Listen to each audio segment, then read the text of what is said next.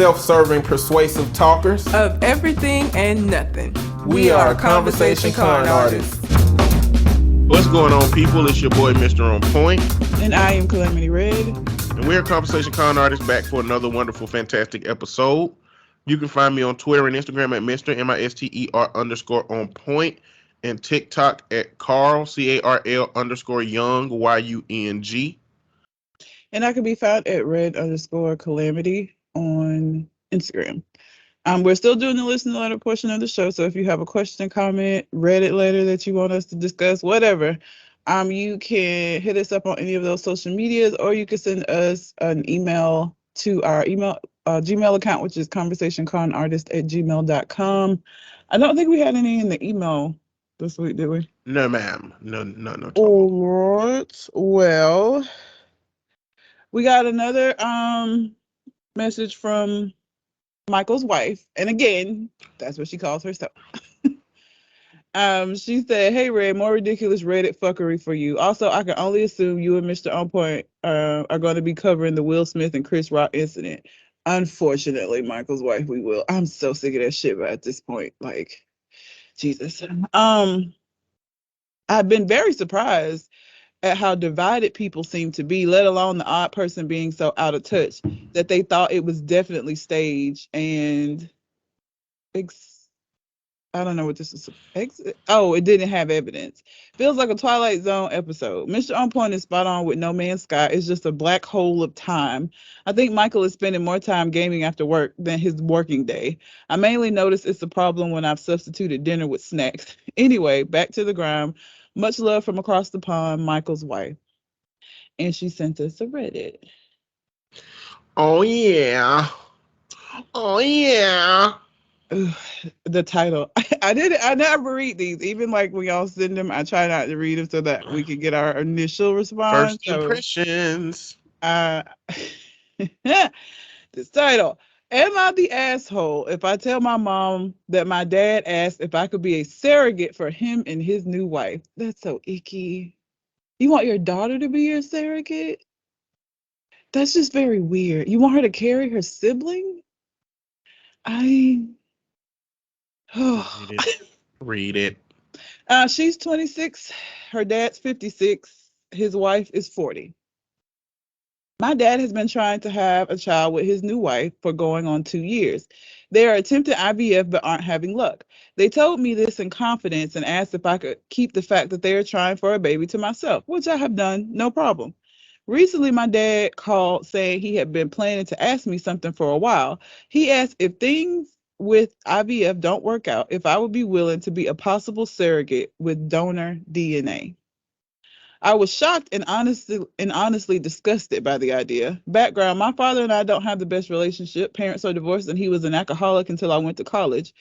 We went 3 years with no communication because of an argument. Only started speaking again 3 years ago. All of this makes the fact that he asked so shocking. When he asked, I gave an awkward chuckle and said, I don't even know if I ever want to physically have a child myself. And if I do, I would probably use surrogacy myself if I could, you know. He was audibly disappointed and responded with, no, I don't know.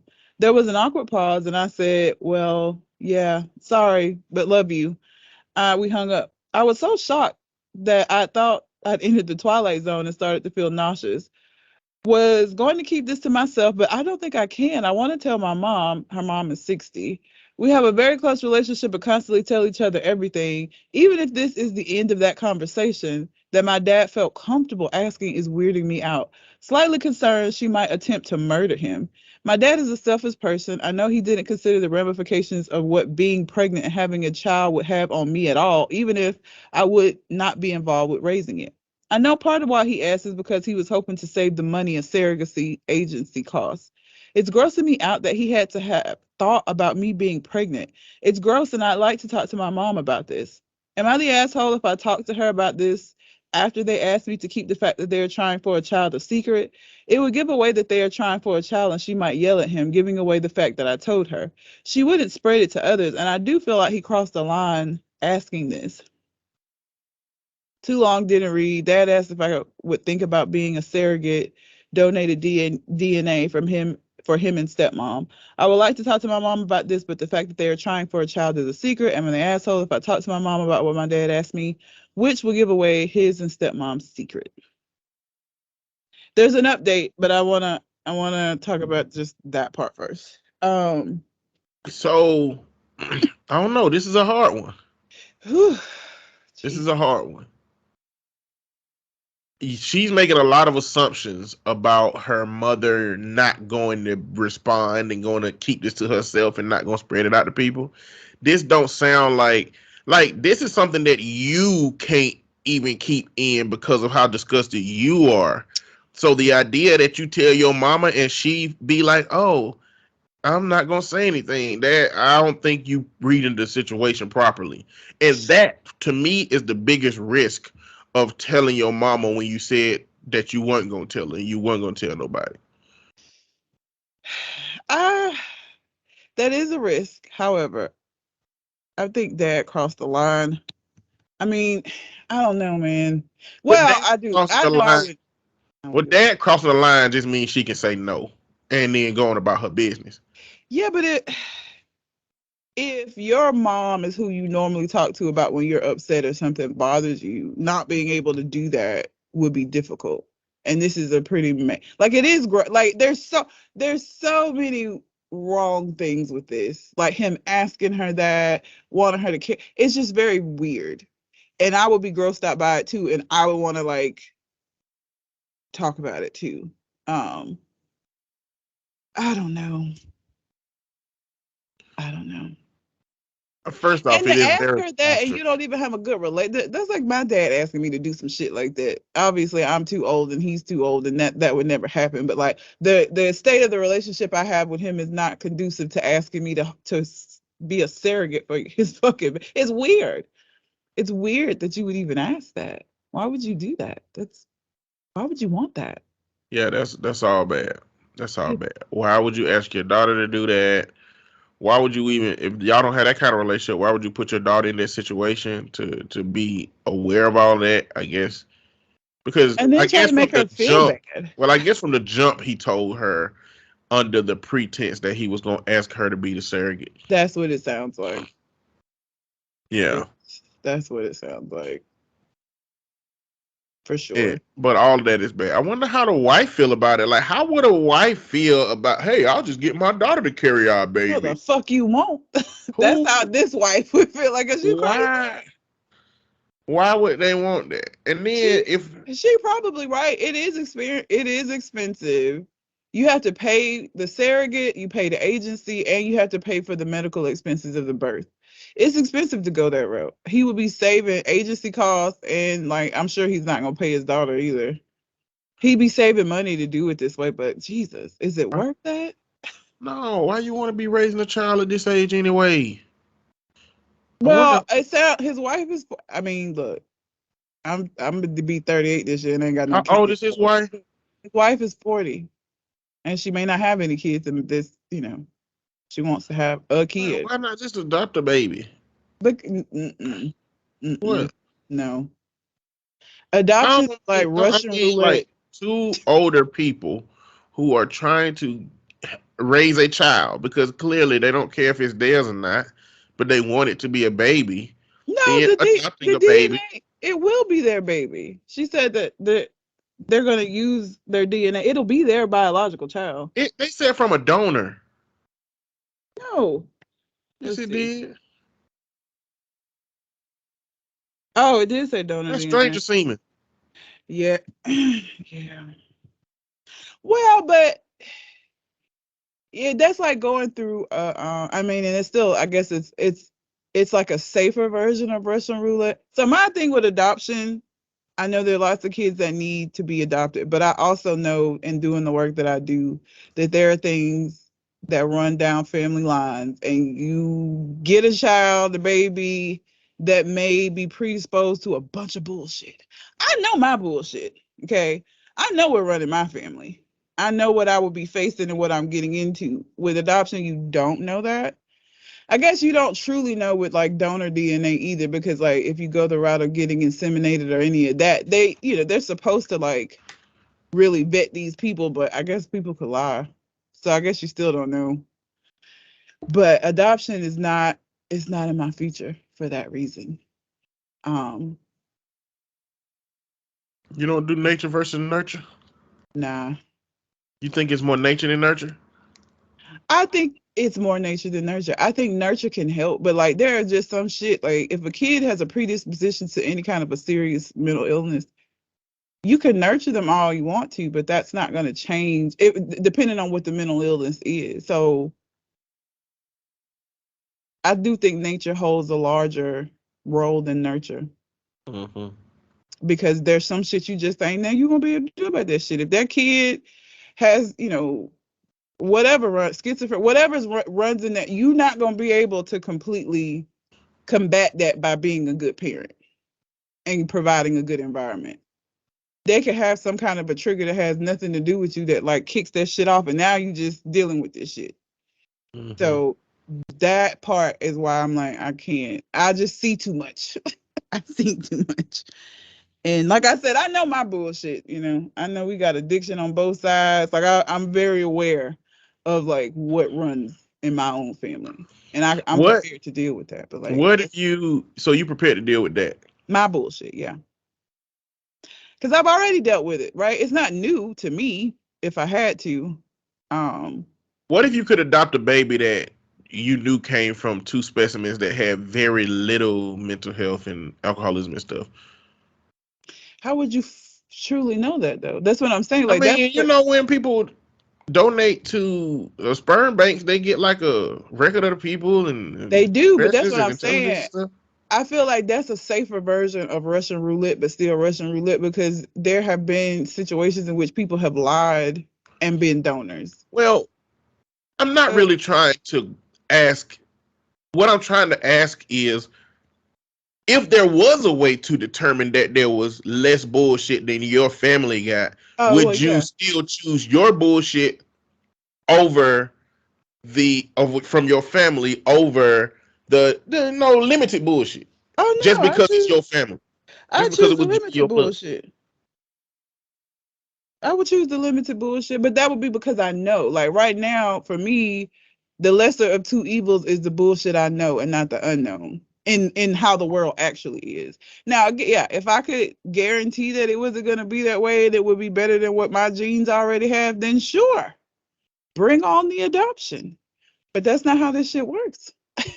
So I would rather deal with the shit I know than the possibility of some shit that I don't know popping up 12 years later. And now I got a little psychopath killing cats in the neighborhood in my fucking house. Like, I'm cool on that. Cool on that. How upset are you if you walk in and he twerking in the mirror, your son, and he doing a good job? Hilarious. It's not, I mean, I probably would laugh about it, but I would also, it depends on the man I'm married to. I don't know.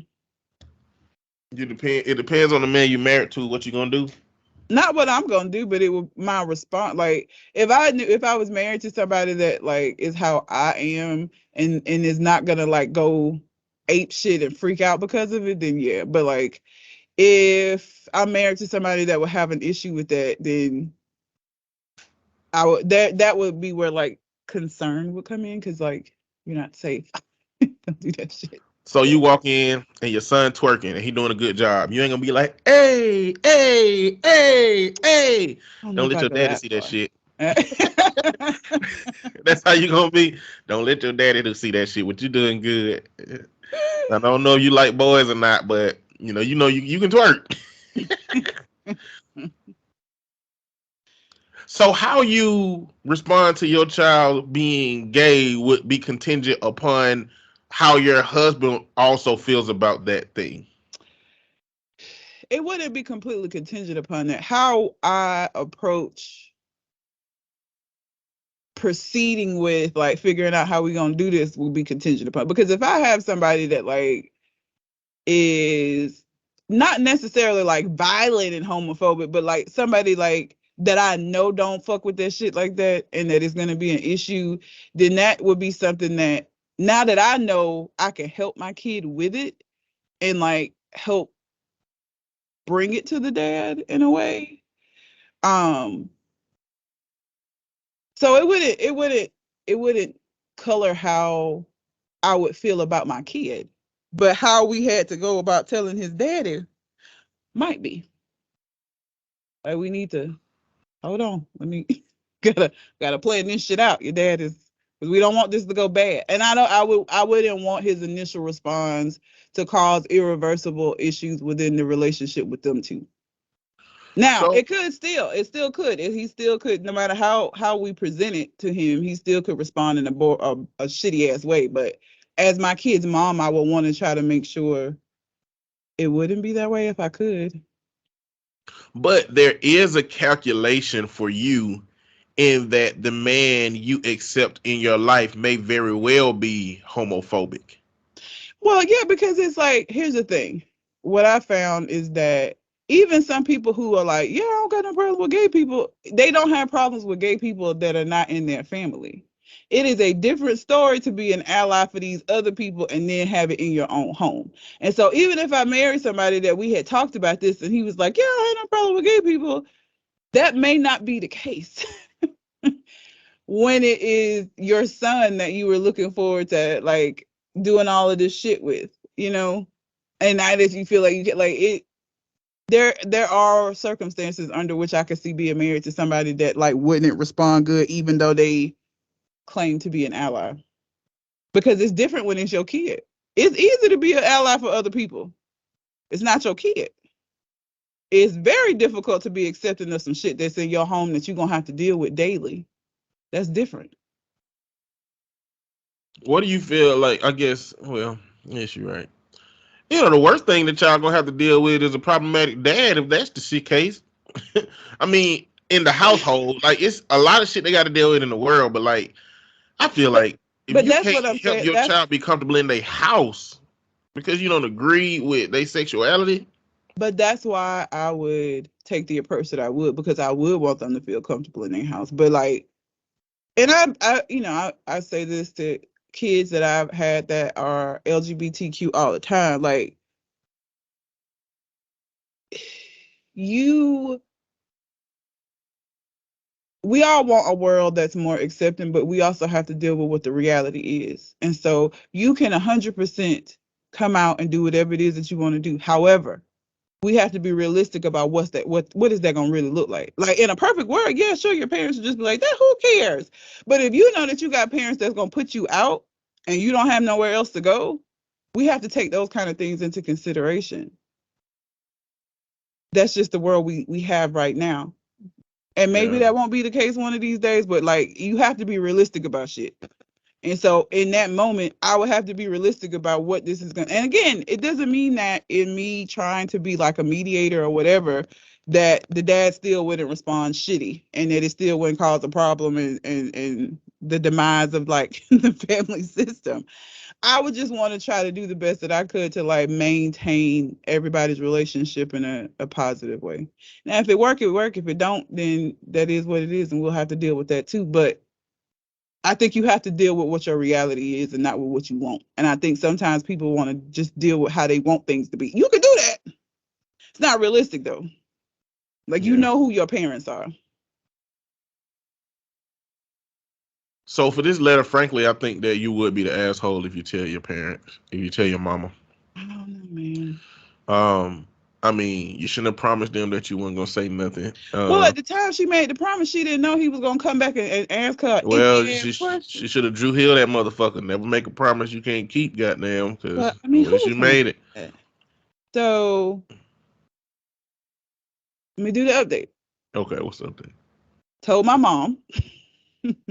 She screamed in horror. She believes he meant his sperm because otherwise he'd adopt. See What you saying? that's that. No, that's that mama shit. That's that mama shit. Mama thinks he want to fuck his daughter. Well, no. She said use his sperm, not fuck her. I think she thought that he wanted to like inseminate her with his sperm, which is But still icky. that ain't what he said. That ain't what she It's told mama. it's not, but I can see why mom would, because you said that yourself. You said you don't understand why they wouldn't just adopt if they're gonna use donor DNA. It would be the same shit. That's basically what the mom is like. Like, why would he? want you to do this when he could just adopt a baby? It's the same thing. So Mama was saying, my She said, deduction then is that he wants to use his sperm. yeah, she said she believes he meant his sperm because otherwise he would adopt. And he's not adopted. He wants her to do this with donor sperm. After a joint rant, she promised to let me handle it. Feel better getting this off my chest. If he ever mentions it again, I'll go non-communicado, go off on him with mom, going to go very low communication, want to support any possible siblings that have him as a parent. So her mom didn't snitch her out. Yeah. I mean, it don't seem like she don't even have that much contact with him. I highly doubt that her mom has any contact with that nigga. I hope. It'd be different if they were still both actively involved in the daughter's life and they might cross paths at some kind of event or something that the daughter was having, but it don't sound like she ever see that nigga. She would have to go out of her way to try to contact him about this. Now, if they were the kind of parents that showed up to special events for the daughter, yes, she probably would go off on him, because seeing him and knowing what he said and did would be a different thing. But like, it don't sound like the daughter don't even have that much. And my response is still contingent upon a certain type of mama. So this might very well be one of them, quiet, reserved mamas who, they child kind of run the show. And when I say don't do nothing, the mama don't do it, very well could be that. Very well could be a mama who ain't talked to her ex-husband in 20 years, So, yeah, it's a lot of circumstances that I guess would keep a mama from responding, to the father. But I don't think she was an asshole.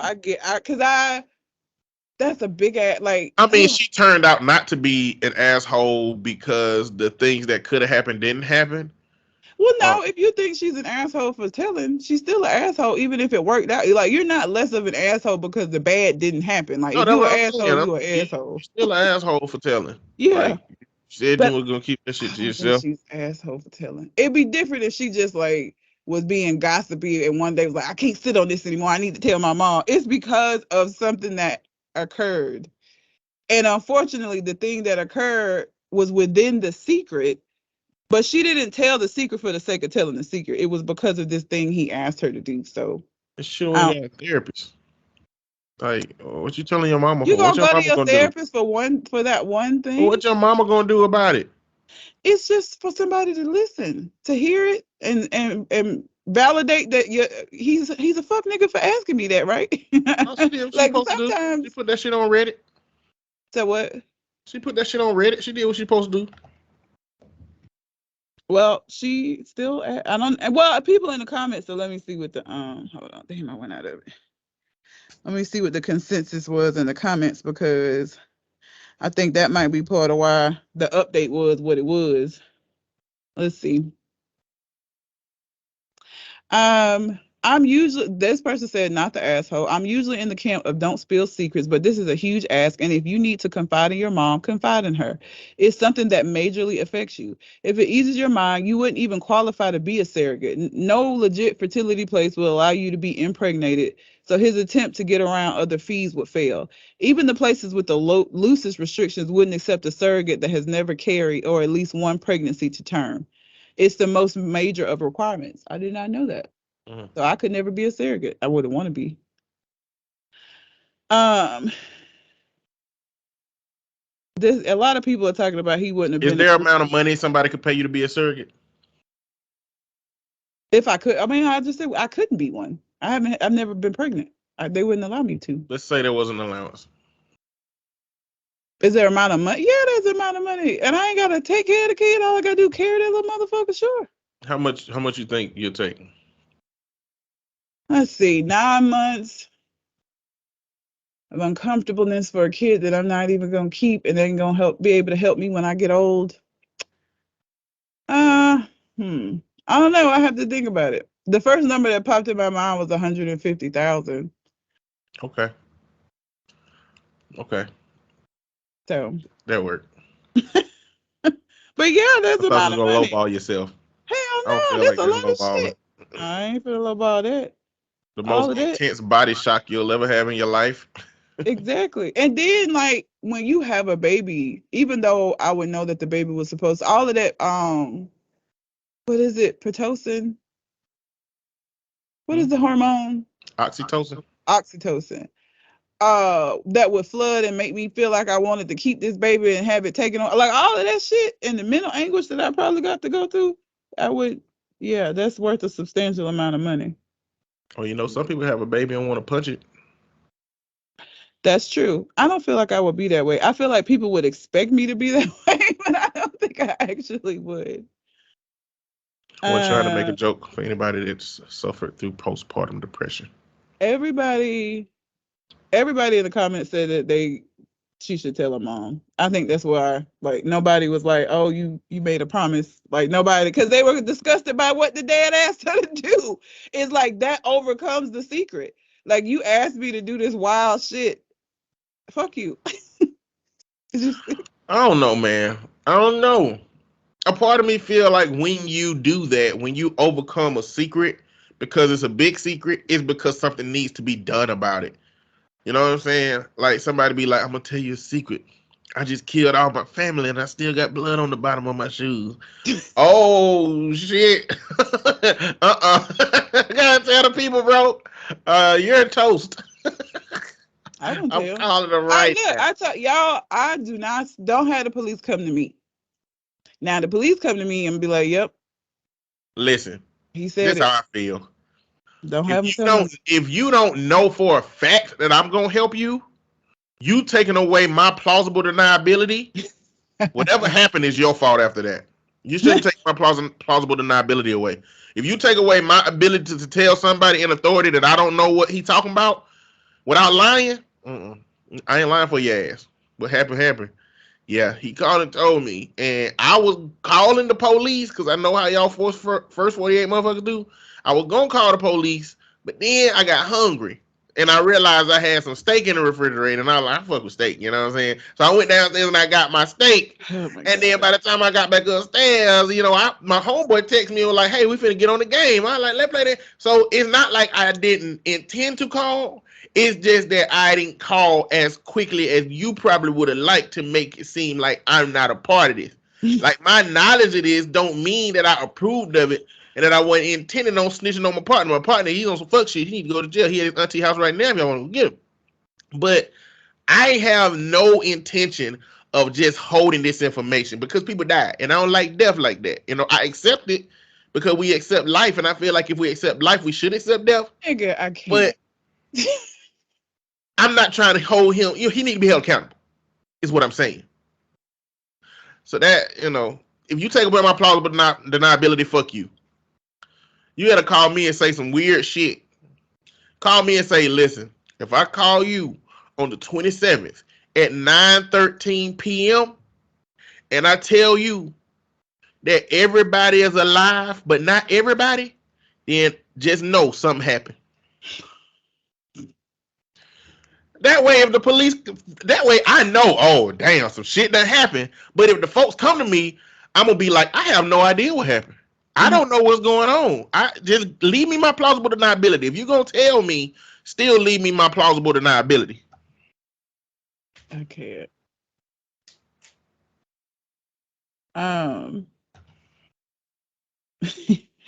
Okay, thank you, Michael's wife. But I did say it wasn't hard. It's teetering on the line of being an asshole and not being an asshole. It's not like a super overt being an asshole. I guess it just depends on how you feel about secrets that are told to you that have no other consequence outside of you, but you tell somebody else, even if it seems to be big. I mean, I don't know. I would have did the same thing. I would have had to say something. Well, not my mom. My mom would have raised all kinds of exactly. But I know who I'm answering the question for. I know my mom, and I know that beforehand that I couldn't go to her with that. She maybe knew her mom wasn't gonna say nothing. My mama is not the kind of mama that ain't gonna just sit on that. So you're saying that if she had the mama you got, she would be an asshole? No, I still think that. You gotta be saying that. You quick as you saying that you wouldn't tell your mama. I wouldn't tell my mom because she would go above and beyond. Like my mom, it would be way bigger of a situation than it had to be. But if I just had a mom who might just I don't call him and just be like, how dare you, and leave it at that, like a white mom's response, then yeah, I probably still would, even if I knew she would say something. My mama's not gonna have that response though. But your mama responding outwardly like that and making a big deal out of it would make her the utter asshole, but you an asshole by association for telling somebody that would make it that way. You should have never asked me to do that bullshit. That's how I would feel. I would sit in that. You should never have, because before you asked me that shit, I had no problem keeping it. I don't give a fuck that you and her want to have a baby. That part didn't include me, so I kept that secret. Well, let me add this component to mine. I approve of you being that kind of asshole. I'm okay with you being that kind of asshole. Like, do that shit, but you still broke your promise that you've been intentional about keeping up. Until it included me. And this secret had nothing to do with her. So yeah, I'll keep it. Maybe it make you a little asshole if your parent don't do nothing, but it make you an asshole if it's a parent like you saying your mama would be, who makes a big deal out of it and makes it a thing to where the secret is now not only been broken, but it's spread out to the community, other family members know. Like, it's still, the thing about it, the anger isn't about the secret. The anger is about the other shit. I don't think that my mom would be mad that this nigga trying to have a baby with his wife. Like, who give a fuck about that? That's not what the secret would not be. What the issue is, the part that would have everybody up in arms is that part where he asked her to be the surrogate. I don't think anybody's gonna be like, y'all too old to be having kids. Like, nobody's gonna care about that. What make you think that I'm saying that's the only thing that the mama would be telling the community? You know, my ex wanted my daughter to carry his baby. You know that's what the story gonna be. That's the only thing that she's gonna tell. Yeah, like, that's what's gonna happen. And I'm saying, yes, that make you an asshole, because as far as the people who got that secret, regardless of how strained they are, the reason they wanted that secret kept because they didn't want shit like that to be out here. But they should have kept that, stopped at the secret. Listen, I approve. Don't then come back and ask me to be no goddamn surrogate, because before that, she kept it and didn't say nothing. I had no price. She didn't say it was hard. She didn't say, I've really been wanting to tell my mom. It wasn't nothing like that. She would have been, it'd be a secret to this day. Had he not went on forward with the gross shit, weirdo. Thank you, Michael's wife, for an interesting, a very interesting post.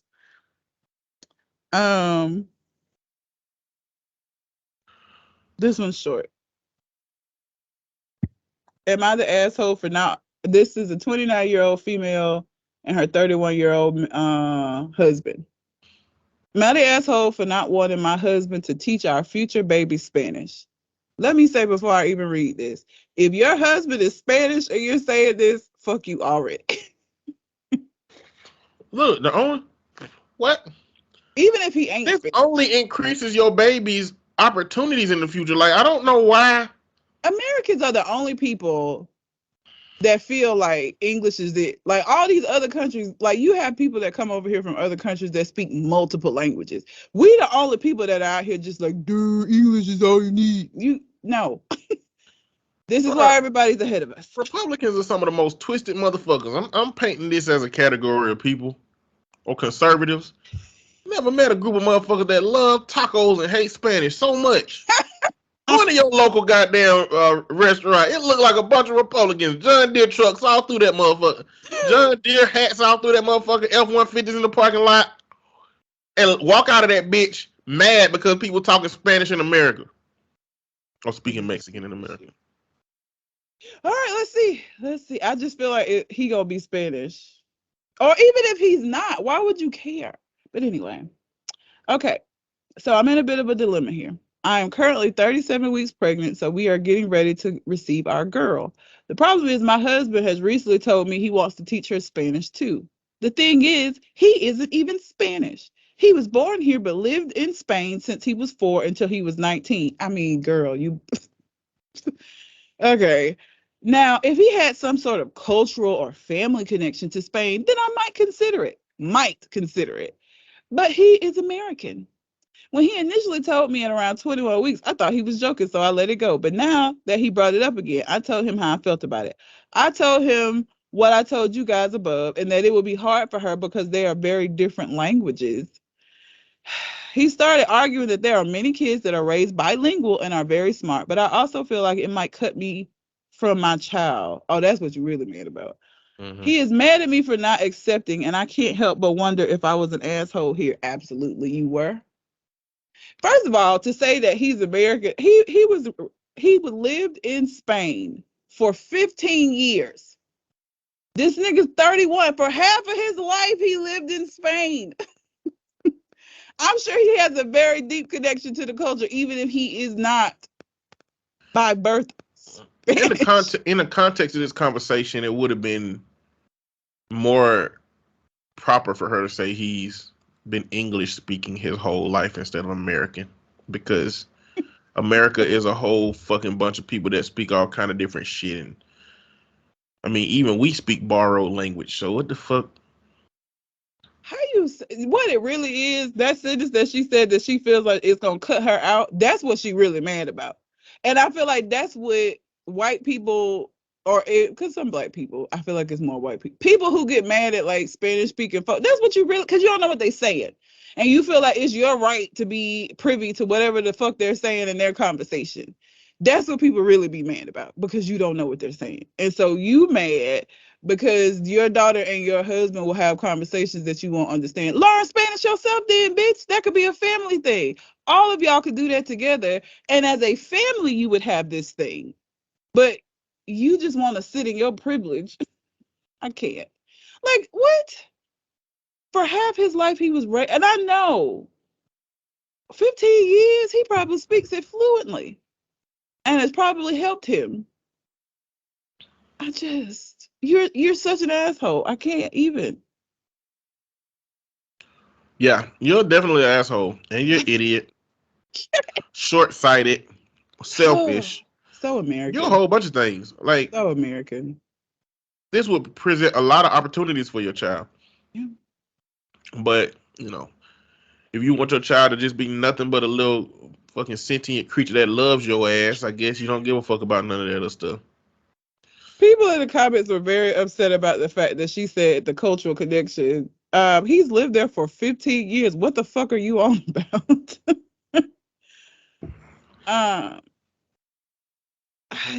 Everybody thinks she's an asshole. Like, this motherfucker lived in America long enough to find out what McDonald's is, and then moved to Spain, and then learned everything else in Spain, and he don't have a cultural connection. At the age of 4, he moved it. Like, girl, bye. But again, I feel like that's that American shit. Like, and yes, I am an American shitting on being American, because it's a lot of bullshit. It is. Like, there are things that make me understand why other places like hate us as tourists. Like, I get it. I get why people like see American tourists and like roll their eyes when we in other places, because we're so entitled. Because you will have people that are like, oh, why do they not know English? Because this ain't fucking America, bitch. You in their country. Like, the arrogance. I get it. I get why people don't like us. I get it. I don't like us. Bro, I feel like if I go somewhere and I'm around a bunch of locals, I want to use a different accent than goddamn. Because I don't want them to know I'm from America. I don't want people to associate me with this shit. Okay, what use an accent? Nope, I'm not finna disrespect anybody, because I'm terrible at accents. So no. So you just saying you gonna try though when you over there? I would try, because out of necessity. Right now, it's not necessary. I'm not gonna do that.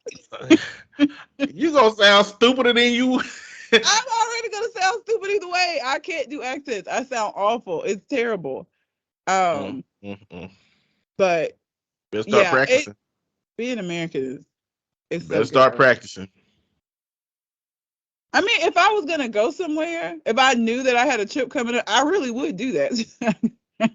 Because I know I've seen like videos of people touring places and them being rude to the locals, and it's like, bitch, you visited them.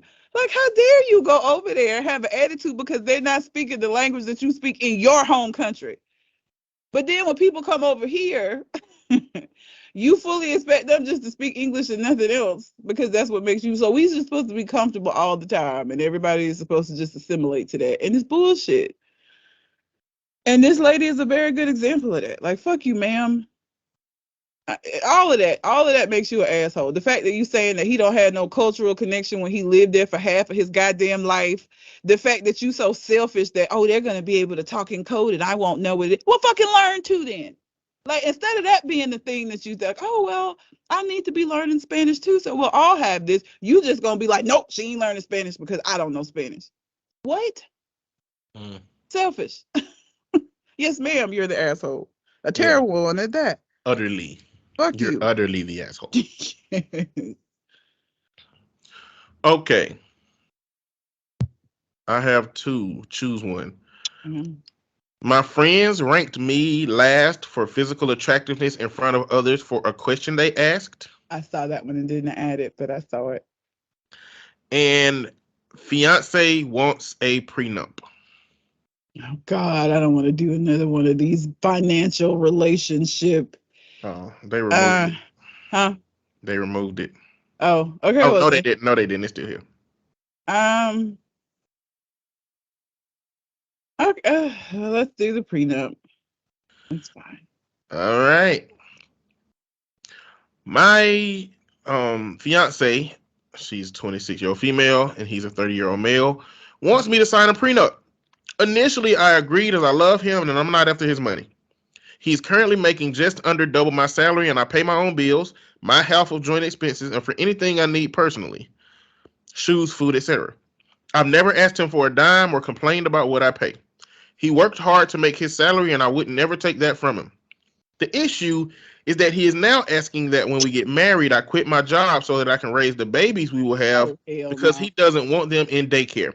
My issue is that the prenup he is suggesting states that 70% of his income goes into a personal account and the other 30% is what I would have access to for the children, groceries, my bills, and myself.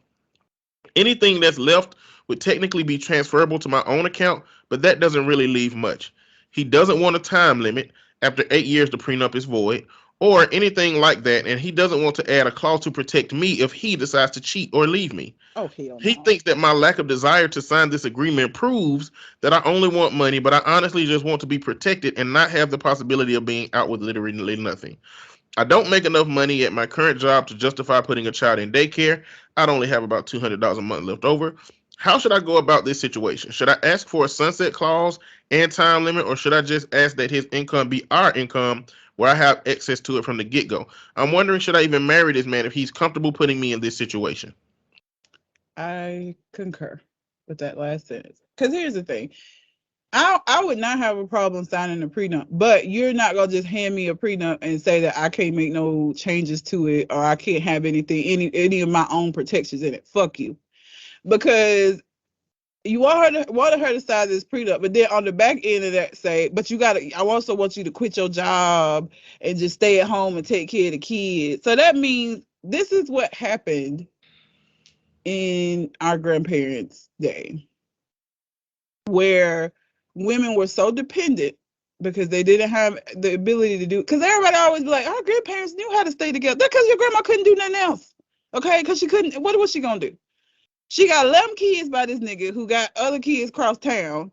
She had no education. Women were not being hired for very lucrative positions. Of course she stayed. It was the lesser of two evils. That don't mean that they knew how to stay together. It means that it was forced. And that's bullshit.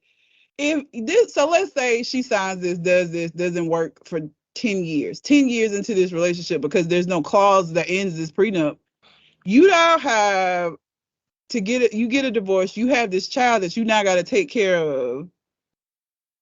You haven't worked for 10 years, so like you basically starting over as far as whatever you're doing now for employment because you got a 10-year fucking gap where you were a housewife. Like, that's bullshit. That is bullshit that he would even want to put you in that position. And then there's no clauses for cheating.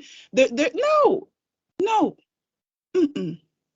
I'm not gonna say I wouldn't sign a prenup, but I would not sign one like that. That sounds like it would be completely unfair to me.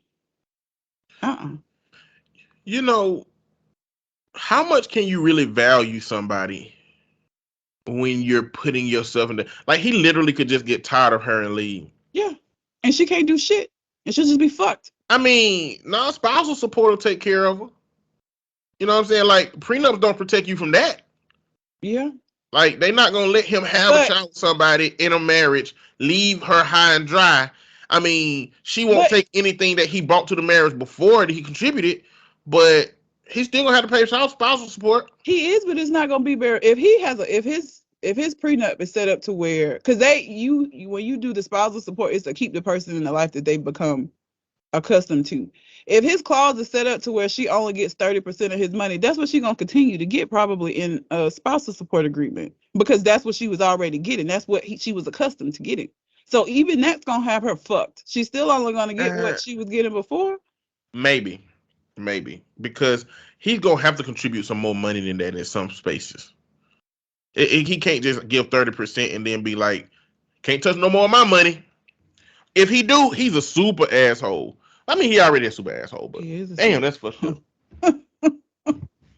Like, that whole thing just has like bad idea written all over it. And it just seems like this is just a recipe for her just being really fucked up out here in these streets. Don't do that. Like I said, I'm not gonna say I would never be willing to sign a prenup, but like, it is gonna be a negotiated prenup. It is not gonna be where you just hand me a piece of paper and I sign that shit. Is you crazy? No. If you want some protections in this situation, then so do I. And it is not going to be a one-sided thing. That shit is crazy. No. What? Mm-mm. Then he trying to guilt you out of wanting to make any corrections or change anything by saying, if you really love me. Bitch, if you really love me, you wouldn't want me in this position that you're describing. You sound crazy. No. See, you do just want me for my money. You don't want to take this garbage ass deal I'm putting on the table, which means you just want me for my money. You really can't see how this is a shit arrangement for me. You mean to tell me that you're going to just let me have the leftover change, number one. Yeah. You're going to not give me any protection from if you cheat on me or if you just want to leave. Come on, man. That's a terrible agreement. You wouldn't take that deal. It still be shit. It still be a shit ass deal. But what makes it even more shitty is you're doing this 30-70 split. And in the same breath telling her that you want her to quit her job, which would be some other money that she would have. So you basically want her to be completely dependent on you so that you can just snatch that rug from underneath her whenever you fucking want to and walk away scot-free. Who the fuck finna do that? 30% and you want me to quit my job? You sick. You're sick. It's not gonna happen. It's not gonna happen. You're insane, sir. I wonder what he do for work, because that's a bad deal. Mm-hmm. He must work in manipulation. Maybe a lawyer himself. Or maybe, but there, you know what? The sad thing is there are women that want to get married and would sign some shit like that. It's not me. But there are women that would do that shit. Ain't no fucking way, bro. Like, I would tell him where he could take that prenup and shove it. That's what would happen. You know, get the fuck out of here. You sound crazy. And again, this is one of those situations where I feel like anybody that's dating me would know not to come to me with that. Like, I feel like he would be like, no, hey, it's crazy. I ain't even. Like, even if it was his lawyer that suggested it, I feel like he would tell his lawyer, like, you don't know her. I'm gonna be the one in the doghouse if I present this shit to her. It's not worth it. Like, no. Like, she gonna poison your ass today, bro. Don't eat nothing she cooked. Because that shit you suggested, she's not gonna let you survive trying to disrespect her like that. You don't need to survive. This is just survival of the fittest. You let it be know that you a weak link that need to be taken out because you sound crazy. You can't be of sound mind and body and present some shit like this to any sane person and think that they're gonna jump on that. What? No. Girl, if you don't run, Simba. Run far away and never return. Fuck him. Your Scar. Huh? Your Scar. Yeah. I'll be Scar. You know how bad they treated Scar? I know. What is that? They sent Scar to the place where ain't no food. That's fucked up, bro. But he got his ass beat by Mufasa. They nicknamed him Scar after he got a scar from that fight, and then sent him to the place where they can't even find food to eat. I always assumed Scar got banished out there because he kept trying to like do what he did in the end and fucking take the crown from Mufasa because he felt like he should have got. Like I feel like he was that brother that was always doing fuck shit and they finally got tired of it. Was like, go out there with them fucking what were they? Hyenas. Hyenas. Go be with the hyenas because we can't. I'm tired of dealing with you and your bullshit. You gotta go. I feel like it was a lot of bullshit that happened before the beginning of that movie that would explain why Scar was banished. Because if he coming up with this kind of shit, I don't think that this was solely because he got banished. Like he felt slighted from not being king. But that's birth order. That's that. That's that birth order shit. This is villain origin story. Yeah, it is his villain origin story. I mean, he got his ass with like be at a family reunion. Be at a family reunion, right?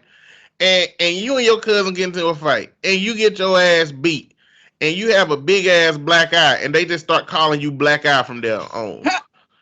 Every time these nicknames people have is born out of trauma. Yeah, like they calling you Black Eye. Well, what I'm saying is you don't have to be a terrible person all up for them to banish you. You could just really be mad that they keep calling you Black Eye, and you be like, "Fuck these niggas." Let me get beat up at the family reunion in front of everybody and embarrass me. Now they calling me Black Eye. Did they ever? I didn't like any of the other Lion King movies. I felt like the original was enough. But in the second one, did they explain his origin? I only saw that shit one time. No, I'll be seeing TikToks, people talking about it, so I feel like they know well enough. That's what they've said happened. So, and a bunch of different retellings of it, but I don't know firsthand. I ain't never been that big of a fan of Lion King. What? Yeah, that's like my favorite childhood movie from when I was a kid. I like the Aladdin better than I like. Like Aladdin had some magical shit in it. I like stuff like that. Like just motherfucking lions. Timon and Pumbaa was so fucking toxic. They was like, never go back, never face your fears and troubles. Bugs out here with us. Ass friends. Okay. This is another Am I the Asshole? Okay. Am I the asshole for walking out of the baby shower my in-laws threw for me?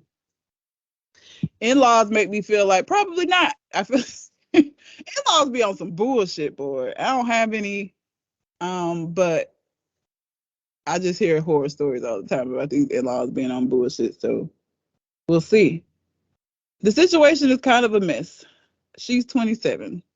I am expecting my first baby with my husband. This is the first grandchild in the family. In-laws. On the in-law side, so on his side. And they said that if the baby's a boy, then we'll give him my father-in-law's name. He's dead due to cancer. I had no problem with that. This happened before we found out the gender of the baby. My husband and his family had me do things like attend prayers and do other rituals before the reveal at the doctor's. See, that already sounds crazy. I didn't like that, but I went with it to keep the peace. They thought they was going to pray up a boy? That's not how genetics work. Doctor appointment came and it turned out to be a girl. Pray it didn't work. My husband cried in the car and then turned his phone off to hide from his family and then finally told them. His mom and the others made their frustration and disappointment clear, which bothered me because my daughter deserves to be celebrated, but they ghosted me for days, then started coming over and visiting constantly, referring to my daughter as my son, claiming the results were false and basically pretending it's a boy. I had several fights with them after they refused to stop it, and my husband sided with them despite seeing how wrong and unreasonable what they were doing was. We didn't speak for a while. Sister-in-law called to apologize, then informed me she arranged for a baby shower for me. I was so excited and happy, but then I arrived, I saw blue. So what? It's a trap. It is a trap. But when I arrived, I saw blue balloons, blue cake with father-in-law's name and decorations around. I was so confused I had to sit down. Sister-in-law explained that they were still hoping the gender results are false and it's a boy. I looked at my husband and he agreed with her. I lost my temper and yelled at them all, calling them delusionals and telling them to stop treating my daughter like she's unwanted and act like she doesn't exist by throwing a party for their imaginary grandson. Mother-in-law broke down crying. I took my bag and walked out immediately. They started yelling, and my husband followed me outside and started arguing about how I insulted his family and his dad's memory by acting like that. I told him to wake up and see the insanity in his family's behavior. He said they needed time to process the fact that it's a girl, not a boy, as they expected, and insisted I play along and they'll soon get over it. Nigga, I said absolutely not and demanded he take me home. He said no, so I called an Uber and left. He was fuming. He called 15 times, then text that he won't be coming home till I get my ass over and apologize for ruining everything they've done for me. She put that in business. And accusing them of being mentally unstable. I haven't responded yet. He's constantly pressuring me to get right with his family before we even talk about anything else. Girl, if y'all leave that crazy man, let him be with his family. The disrespect, the delusion. Who was this father-in-law? They treating this nigga like he was Jesus. Maybe like they are so intent on having a reiteration of him that they won't accept the doctor saying that this is a girl. Nah, they on some Trump shit. Maybe he was the shadow. You see, they on some Let's Go Brandon shit. Have you seen Princess and the Frog? Maybe he was the shadow man and he got them all under spell before he died. Because you sound crazy. Y'all praying and doing all of these rituals beforehand, trying to like make it be a boy. Y'all sound crazy. Well, that shit didn't work. And what if the ritual you did changed it to a girl instead of a boy? Exactly. And then the husband, let me tell you something. My husband could kick rocks. Like, if you are this enmeshed with your fucking family, that means that we are not going to be able to create our own family because you two invested in the shit you got going on. And I don't have time for that. And that's not to say that I don't want my husband to have a relationship with his family. But this shit here, y'all get out my fucking... First of all, it was a trap. I wouldn't even went to that baby shower because as crazy and absurd as they were being before, in my heart, I would have been like, ain't no way they came around that fucking quick. Like, these people was pressed. Like, ain't no way now they all of a sudden is like, oh, no, we're okay. We're going to throw you a baby shower. No, the fuck you're not. That's so crazy. Like, and imagine how they going to treat this little baby girl when she get here. Don't leave that child around them. Please don't leave that baby around them when she get here. It's crazy for a whole family to be delusional like this. Like for one or two people to be delusional. That's why I'm looking at how valuable was the stepfather to, or was the father-in-law to them. Like it sounds like they value him more than they value reality. Like, that's stupid to me. Why would you? I don't know. This shit sound crazy. They sound very crazy. Your husband sound like he on the crazy train too.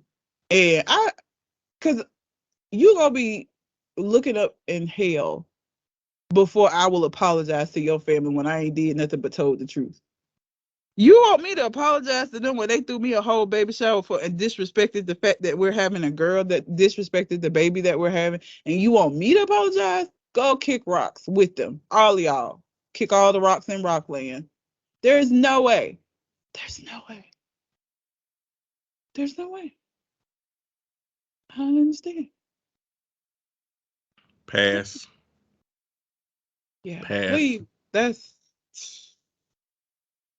That's another level of delusional. It's a danger because, again, like I would definitely not want them around. Who knows what they would do with the baby? Like, that's a scary level of delusional. Like, Be who knows? babysitting the baby, dressing her up like a little fucking boy and calling her whatever the granddaddy name is. I just can't believe none of them understands what this means. Like, yeah, darling, I just want to let you know that at the beginning of your life, nobody thought you was a fucking girl. And nobody wanted you to be a girl. And nobody, like, everybody was angry about your existence. Like, Jesus. They wouldn't accept it. And that was when I left your fucking father with his stupid ass. Yeah, pretty much. Wow. It's I like wouldn't us valuing you was contingent upon you being a boy. Yeah. And when you weren't a boy, we wouldn't accept it. I mean, I guess it would be to seeing if they ever come to accept it. But I would I never don't want trust. them to even have a chance to. No, and I wouldn't trust my husband around the baby because you're so far gone with this whole delusion with your family. Like you'll wake up and him and the baby will be gone. You know what I'm saying? Like I wouldn't trust that shit. Like no, nope. At this point, we can't be together because you're crazy. All of y'all are crazy. All of you lost your fucking minds. Yeah. Yeah. Nope. I'm gonna do the other Reddit. Okay. Next Reddit letter. My friends ranked me last for physical attractiveness in front of others for a question they asked. It's kind of rude. During a recent game of Truth or Dare, my friends, a couple, both ranked me last for physical attractiveness among our friends. The couple in question were neighbors my wife and I had become friends with recently, and we have been hanging out with them for the past few months because they seem cool. During our hangouts, we sometimes play Truth or Dare and ask the usual juicy questions, sex stuff, past mistakes, etc. We usually just play Truth or Truth. This evening, they came to our place, and very early on, the woman said she had a tough question in mind for Truth or Truth, but said that she wanted to play it when our other two friends were present as well. But the guy later asked this question, emphasizing that it was a tough question. He asked his wife, rank all of us in our friend group in terms of physical attractiveness. She ranked me last. Damn. She then asked him the same question, and he ranked me last as well. Both were sort of smiling about it. I was obviously hurt by it, but laughed it off at the same time. The truth of what was said didn't matter to me. It was the fact that they had asked this unnecessary question, perhaps to feel better about themselves, knowing someone would come last and feel bad. And yes, I felt bad, very bad, but I suppose that's irrelevant, really. As for their answer, they are from South America, and my wife and I from India, so they may have different beauty standards. Our other two friends are Chinese. Oh, damn. I can't bear to see them again, not just because I'm angry at them for asking such a question, but perhaps because they're not the empathetic and kind people I thought they were. I'm thinking of cutting them out of my life because we've only known each other for a few months anyway, even though we really like hanging with them and them us. My wife might explain the situation to them at some point, but I'm done. Am I blowing things out of proportion here? My wife is on my side, but I want a completely objective perspective, as I could be wrong about this. They was rude as fuck for that. What are they? They're South American? They from India. No, the couple that said the shit. Yeah, the couple is from South America. Why would you? Because somebody was gonna have to be last, right? Like those kind of questions, somebody gonna be the butt of the joke. Because somebody got to be last, and just the nature of ranking things. So why would you even? Why would you do that? I don't know if I would would I stop being friends with somebody about Look, this? man, this was a whole fucking scheme because not only did they know they had a question that was gonna be tough, but they asked each other first. Like that was the problem. Like they talked about this and they asked each other first so that they could tell their opinions first. Like that's fucked up. Like if you playing Truth or Truth, why ask your partner the question first? A question that they both know is coming. Why don't you ask somebody else who's playing the game first? I don't think I would answer that question. That's mad rude. Yeah, it's just, again, it's like somebody's gonna feel bad. There's not a way around that. Again, it's the nature of rankings. Somebody gotta be last. Like, why would you do that? That's just rude. And like that, it'd be different if these are questions y'all came up with. Like there are a bunch of like couples card games that you could play. It'd be different if that was like a question that popped up and you just like, but y'all came up with this shit. This shit is rude as fuck. Why would you do that? Bro, like you gotta get your roasting skills up for shit like that, bro. You gotta be like, damn, y'all right. I am the traditionally least attractive person in the situation, but at least my breath don't smell like ass, Javier. Leave my breath don't smell like ass. Well, but I'm sure they weren't. One wasn't expecting that to be the case, or that a question like that to come up, and like You're right. there are You gotta be ready to roast. You don't expect to roast your friends. You know what I'm saying? Like that. Well, I don't know, because our group, when we get together, we like make fun, like but it's all understood, and that that's what we do. No, it wasn't a situation where like that wasn't the case, and then somebody just one day decided to start roasting motherfuckers. Like that's gonna be a problem if that's not the culture of your group. And it don't sound like, because Asian people do not, I don't know that they do a lot of roasting. I don't think Indian people like in groups, friend groups, do that shit, right? So like this was never gonna work out. And Yeah. roasting is something you either know how to do or you don't. We got plenty of practice because Black families roast each other all the fucking time. So like you grow up in this shit. We made from this shit. Get this shit out from the beginning. You know what? I wouldn't accept the shit. Mm-mm. In our friend group, I wouldn't accept that shit. I'd be like, listen, I'm the fattest. We can go in ahead and put that hands down. That's objective shit. I can get on the scale. All of y'all can get on the scale. I weigh more than everybody, point blank. But y'all niggas ain't finna call me the ugliest. Like, nobody's supposed to accept that they've been called the ugliest. That's You know what I'm saying? It's Nobody. So. If I we feel ever like, had this conversation, government name and nerd plate, none of y'all niggas better ever accept somebody calling y'all the ugliest nigga in the group. It got to be a fight for 1 through 5, but ain't nobody better accept being number 6. Look, you gotta love your motherfucking self. Like, if somebody did say that I was the ugliest one, it wouldn't bother me because I fuck with me. Like, I don't need people outside of me to fuck with me. Like, I fuck with me the way that I do. So I don't need any validation from somebody about how I look. Like, I've come to grips with the things that I have a problem with about myself, right? And they're a part of me. They are the things that make me Eddie. It take a long time for some people to get to that point, you know? Not to say that my shit can't change to where it be like I'd be more fucked up about it. Because in my family, these 3 top front teeth, what I got a gap between on each side, them motherfuckers be doing what the fuck they want to do. And I don't know, I don't know what that shit gonna look like for me in 10 years because it definitely looked different than it did 10 years ago. but like, so you see how me and my younger brother interact, and that's all we do, right? We roast each other incessantly. Like that's the whole nature of our relationship. But at no point has it ever been like I don't think he's ever said anything that like actually like hurt, because I know it's roasting. That's what I'm saying. Like that has to be the culture of your relationship, and you have to know that that's what we do, and you don't take it personal in that regard. This is a group of new people that's getting to know each other. That's not the culture of this group. Y'all just assholes for that. You just are. Like that's got to be something that's already understood within the group, and that does not sound like the case with this. Because again, my family, that's all we do. That's literally Thanksgiving is 5 hours of nonstop roasting of everybody that's present. Like that's just what we do. And so like I'm sure for people, I think you've said before, like on the outside with me and William, it's kind of like weird, I guess, at first. Yeah, it's weird because you know you gotta know where you fit in with that shit. You know what I'm saying?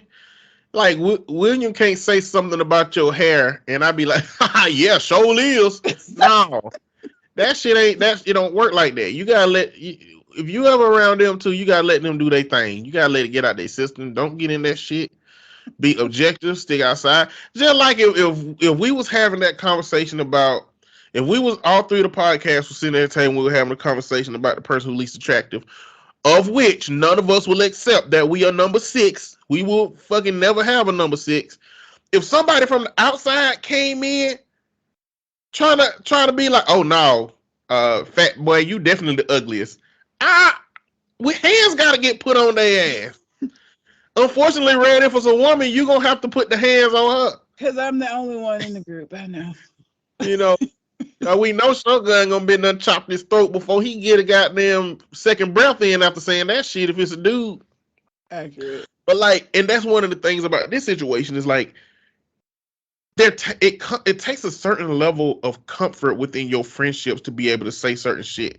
So to not know for a fact that they have this kind of comfort in this friendship, and to do that means that it was very self-serving, very inappropriate and only sought to, hurt the person's feelings. Yeah. You know? Can't do that shit, man. Don't be a dick. Yeah. Don't be a dick is the moral of the story. Ooh. I don't have any more. I've been dreading this next part of the show, but we just need to get it done. What? The news, man. The news. Oh, you tired of talking about Will Smith? You tired of hearing about Will Smith? I am sick to death of that whole fucking situation. Why?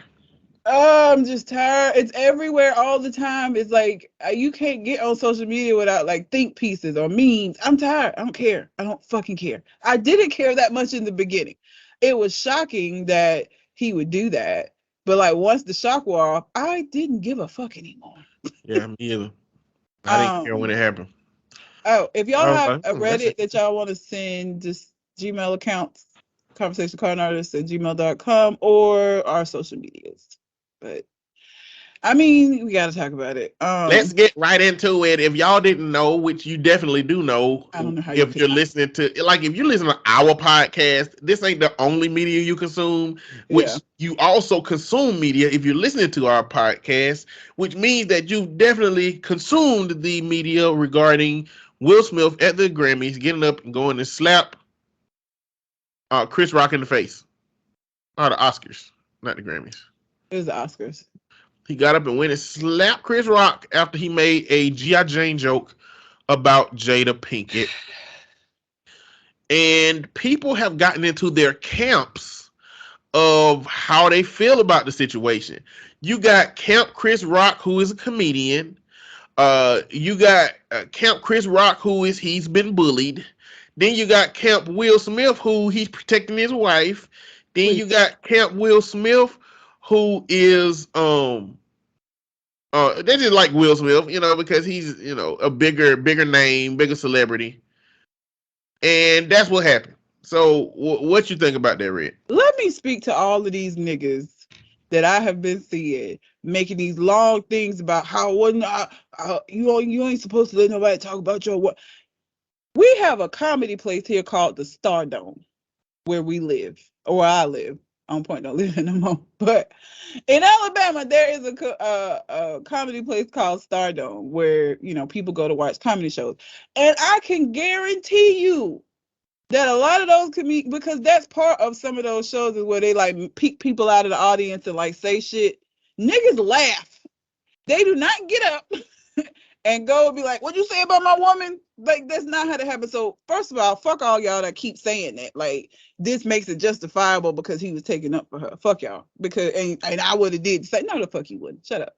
Because you ain't did it before. Because you done been to a comedy show and remained in your seat. So hush.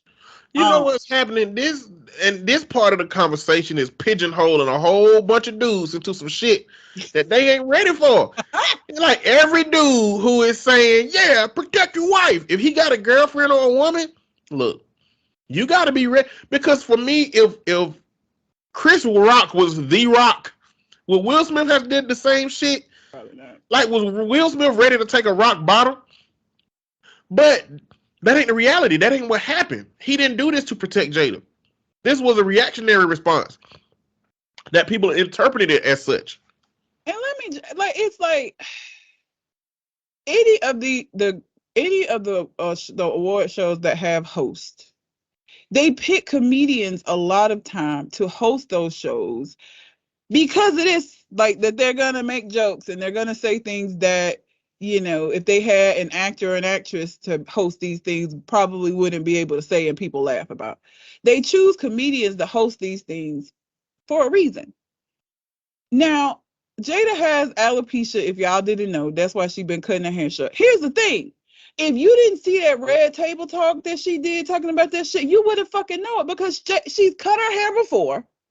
Willow has been bald before, and Willow ain't got no goddamn alopecia. So, like, her cutting her hair does not necessarily mean that she had cancer or alopecia or any of that other shit because she's changed her hair before. So if you didn't watch that, and I mean, honestly, I'm tired of them at this point.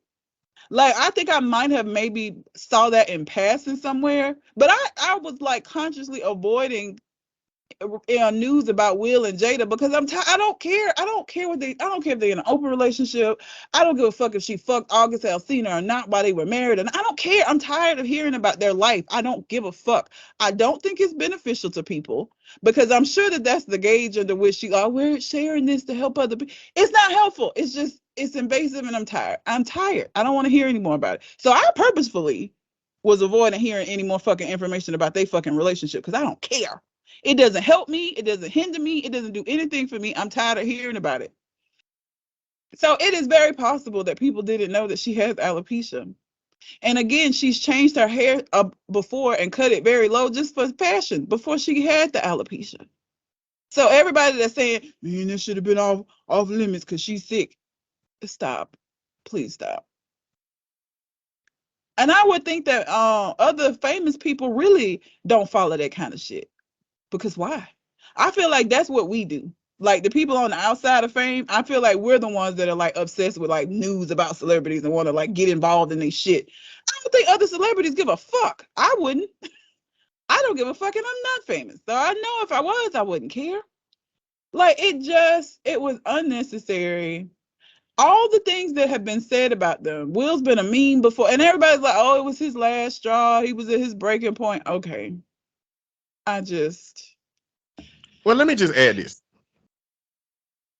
There are some things about Will and Jada's relationship that people do not want to accept. And you need to accept this shit if you're listening.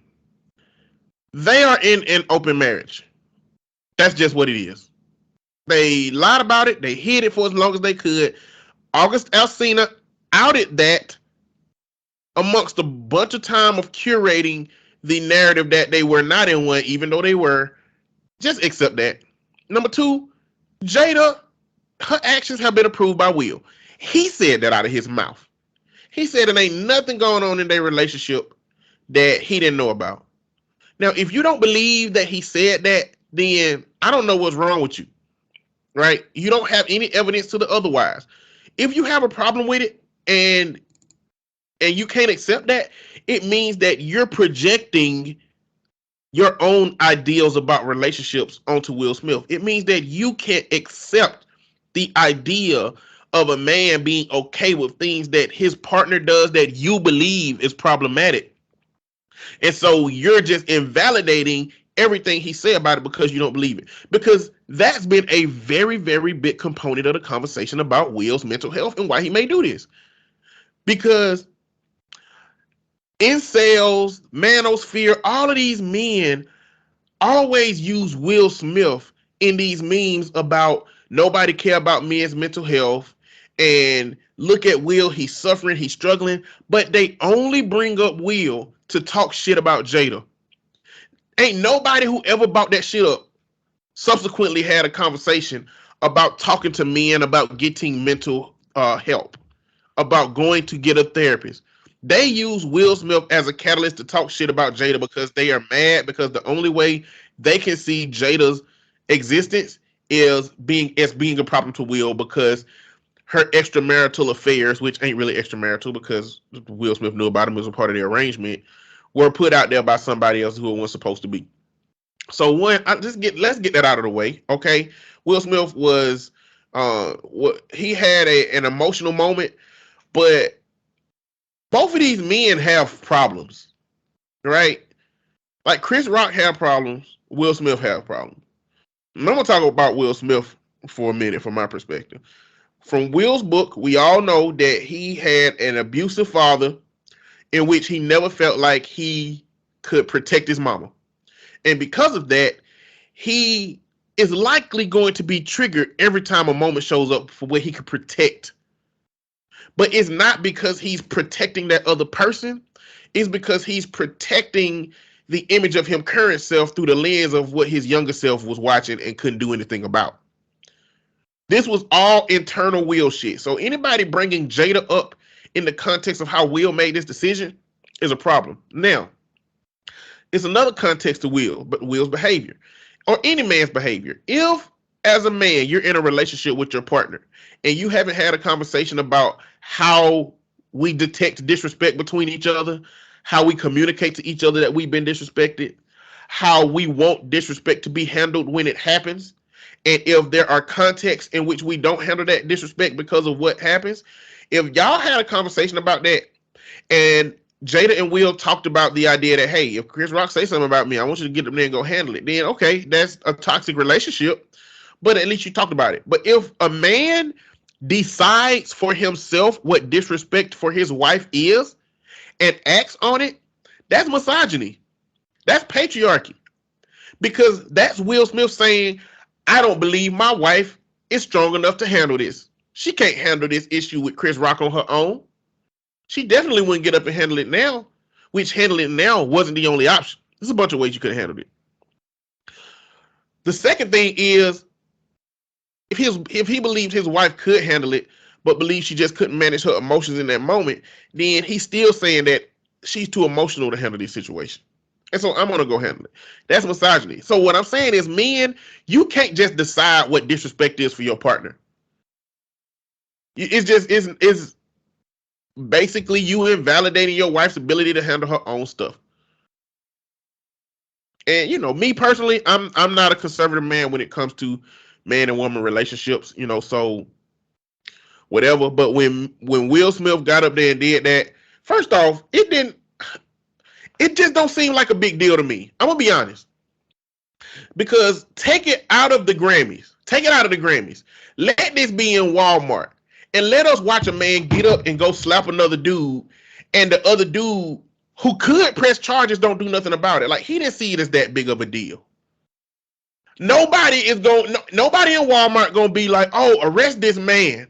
This man need to go to jail for that. This man, like, any different there's nothing different about the context of the Oscars that if a man who hits another man don't want nothing done, why is everybody up in arms about it to this degree?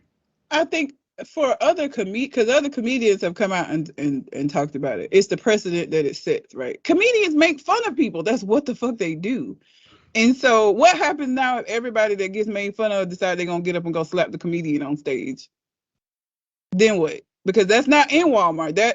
This is something that happens all the time. Like, comedians make fun of people. So right. so what they do. My comment was a response to anybody saying that there should be some jail consequences or some legal consequences or some suing.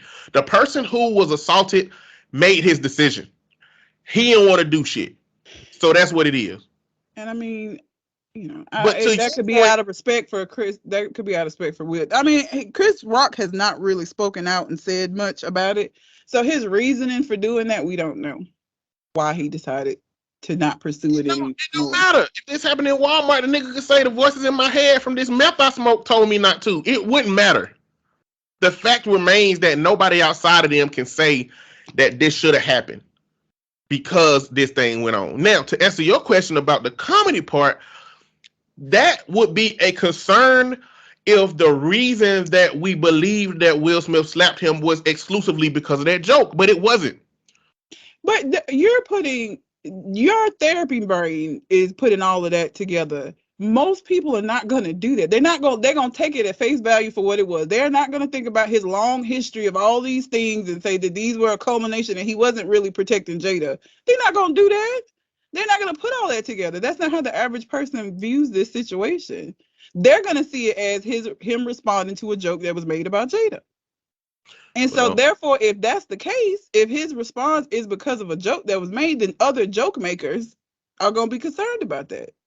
Or what happens if, okay, let's say that it doesn't have anything to do with that joke specifically. What about other men that have that same kind of an issue and somebody, because again, if you go to comedy shows, especially if you're sitting in the front, you fodder for jokes. So what happens if, you know, other men who have this issue start slapping the comedian because their wife get made fun or their girlfriend gets made fun? It's not like this hadn't been an issue. This is why clubs got security and why they kick people out. This was just an environment where those protections that should exist don't.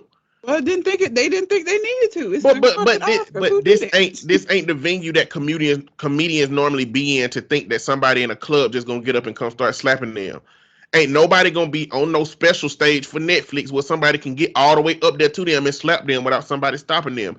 This just happened to be a place where this artificial sense of safety was there because people be playing the game. Even the elites, they dance in the little rat maze too. They just got more resources to do it.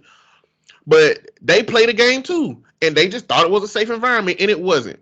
And this shit won't happen again because next year they're going to have people sitting there waiting for anybody to get up. And if anybody get up, it's going to be a situation. So it's not like nobody got to count on the idea that everybody going to just start getting up and start slapping comedians, because the protocol to keep that from happening already exists across the country. Not only that, but comedians got all kinds of stories about how they've been attacked and heckled and all of these things, and people coming up to them and trying to do these things because they tell jokes.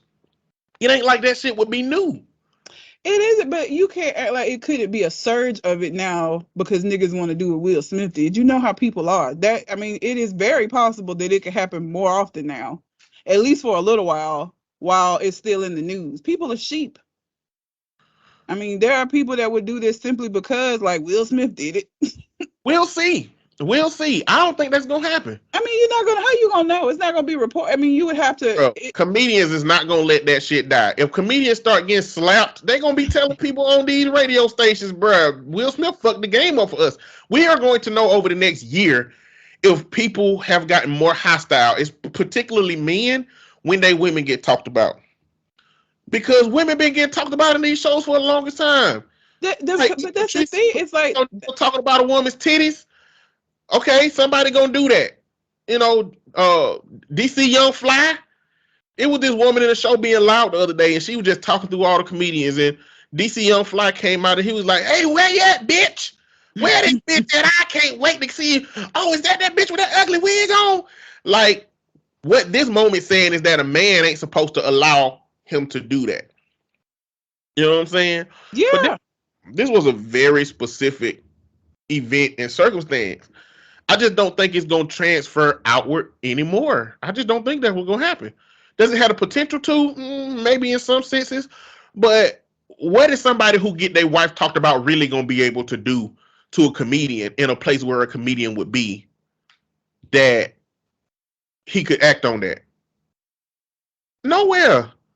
I mean, ain't nowhere else got that artificial sense of safety. Comedians know that motherfuckers be getting rowdy and drunk in these places. And so just on that alone, I don't think the people, even if because of this, they wanted to get up there and do some more slapping, they're not going to have access to it like that. But so the other thing on Chris Rock's side, so it's a lot of men, a lot of women saying, "Hey, protect your wife." That's good. But you know what that says? What does that say about the nature of comedy? Because we were having a conversation the other day about how a lot of people who are advocates for, relentless comedy and comedians being able to say what you want to say, we're now saying that you can't talk about wives though. You can't talk about family though. What? Where did that come from? Like, both of those things can't be true. Nope, they can't. Either going to restrict the voices of comedians because we don't want the people we care about to be hurt, or comedians can say everything, and when we take people to a place where comedians are, they got to be accepted they might get hurt by something that the comedians say. As far as Chris Rock go, man, Chris Rock got a long history of being bullied. Have you heard anything about all of that? Like his bullying history? Chris Rock, in some interviews lately, like over the pandemic, when he found out he had autism, which came to explain a lot of things in his life, in terms of how his inability to understand people's responses and facial expressions and kind of know. He's had a struggle with that for his whole career. Like, he defined himself in one interview as just the fucking weird guy. Like, when he meet friends, he just always perceived people see him as the weird guy. But a big prelude to his life was that he was bullied severely when he was young. Like, life was torture for him, as he describes it. And he said that one day, though, he got fed up and he brought a brick in his backpack and he beat a bully down with the brick. And it was severe. It was bad. And he said that his therapist told him that ever since that day, you've been so afraid to be that angry that you've just allowed people to walk over you your whole life, which apparently he's done. He's just been a pushover. He just hadn't really pushed back that much. And so people talking about the mental health of people in this situation, I think it's important to think about the mental health of Chris Rock in that sense, but also the mental health of Will. And this go into a conversation about, like, as men, we need to fucking figure this shit out, bro. And I mean, overtly, it don't look like Chris Rock has really done anything to make it seem like he got mental health issues, but knowing his past, he had to revert back to that bully experience, that he had. What else? Oh, another thing about Chris Rock is that a lot of black women don't fuck with Chris Rock. A lot of black women don't fuck with Chris Rock because they feel like Chris Rock always been shitting on black women. And I mean, I seen some clips from some of his past stand-ups, which I hadn't consumed that much of him. But I mean, he was saying some tough shit where I would be like, if a black woman heard that shit once, they would not fuck with him ever again. I can tell. And so the people I was talking to about this was like, yeah, he has always went hard for black women. Even though, I mean, he has this good hair video where he knows the importance of black women's hair. Not saying that means he can't make a joke about black women's hair, but black women will perceive it as that way. And I think that him making, I don't think the joke was, it was more like observational humor. It's like, to me, Moore and Jada Pinkett Smith, they got the same shaped damn head and the same cut from that movie. It really, like, the level of response to the joke was excessive. It was so excessive. There were so many, because we just talked about Laverne Cox making a comment about the whole fucking entanglement shit on the like, that's what I'm saying. It's like, it's just very difficult for me to feel sorry for them, and everybody like, oh, they're getting bullied and all. Like, again, I'm tired of I don't give a fuck about their relationship, but they kept pressing it and they kept talking about it and they kept pushing it and talking about it and putting it out there. You don't get to choose how people consume that when you do that. That's just how it is. Like, don't put it out there. You don't have control over it. You do not have control over it. Once you release it to the masses, they're going to consume it in the way that they want to. And sometimes it's not going to benefit you. But even when it didn't benefit them, they still didn't shut the fuck up. We still know way more about the relationship than we need to. So it's like, it'd be different if, like, people were leaking all of this stuff and they didn't want it to be out there and they didn't want to talk about it and people, kept leaking it and they had to deal with it. Then I would be like, oh, that's fucked up. But if I go out here in the street and start screaming, I like dick pics, and random people just find my information and start sending me dick pics, why would I do that? Why would I do that and not think that it was going to get some kind of a negative response, or not be aware that it could potentially get a negative response? Like, I just don't care. I'm tired. I think I'm just tired of celebrities altogether. I'm sorry. I don't give a fuck about their life like that. And they overshare, and I'm tired. There's a lot more ways that this could have been handled by Will if he did have a problem. I think Will just threw an adult temper tantrum. So I really don't have no sympathy for Will. I have sympathy that Jada has a condition that she's struggling with.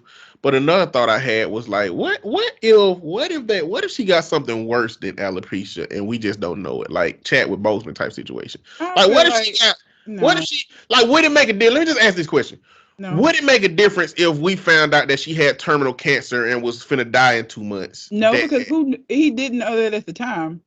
I'm not saying Chris Rock being the unintended target for that moment still wouldn't change that the emotional response for Will and Jada may be more understandable in that way if it was something like that. It still wouldn't be understandable to me. I just wouldn't. Like, getting up and walking on stage and doing a career ender, how is that going to help her? A career ender? Well, not a career ender. Well, but becoming a musician. Robinson, then it'll be a career ender. That's Will Smith. Well, either way, all of this bad press and all of it, like, how would that help her? If anything, that's going to make both of them be under a lot more stress than they already were. Like, you just making your situation worse. That did not help shit.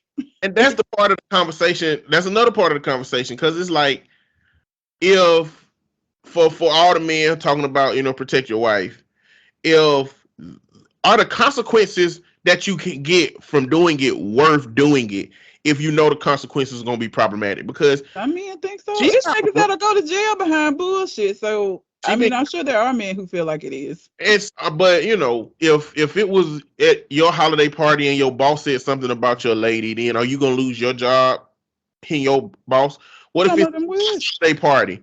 Are you gonna lose her job by hitting her boss? Some people would and feel justified. They shouldn't have said nothing about you. I was just gonna stand by and allow it. At the corner store, somebody be like, God damn, she got a fat ass. Like, are It's you? niggas that get to fight. Like you ain't know this happened. But listen. I know it happens, but the sheer amount of men and women that are saying protect your wife, all of them ain't willing to let that shit happen. Which is why I'm saying you need to have a conversation with your partner about the context upon which how you should handle disrespect or not. Some of this shit You you can got protect your wife in this kind of a sense. Like Chris Rock didn't go punch her in the face. He did like the joke again. That ain't even the level of joke it was.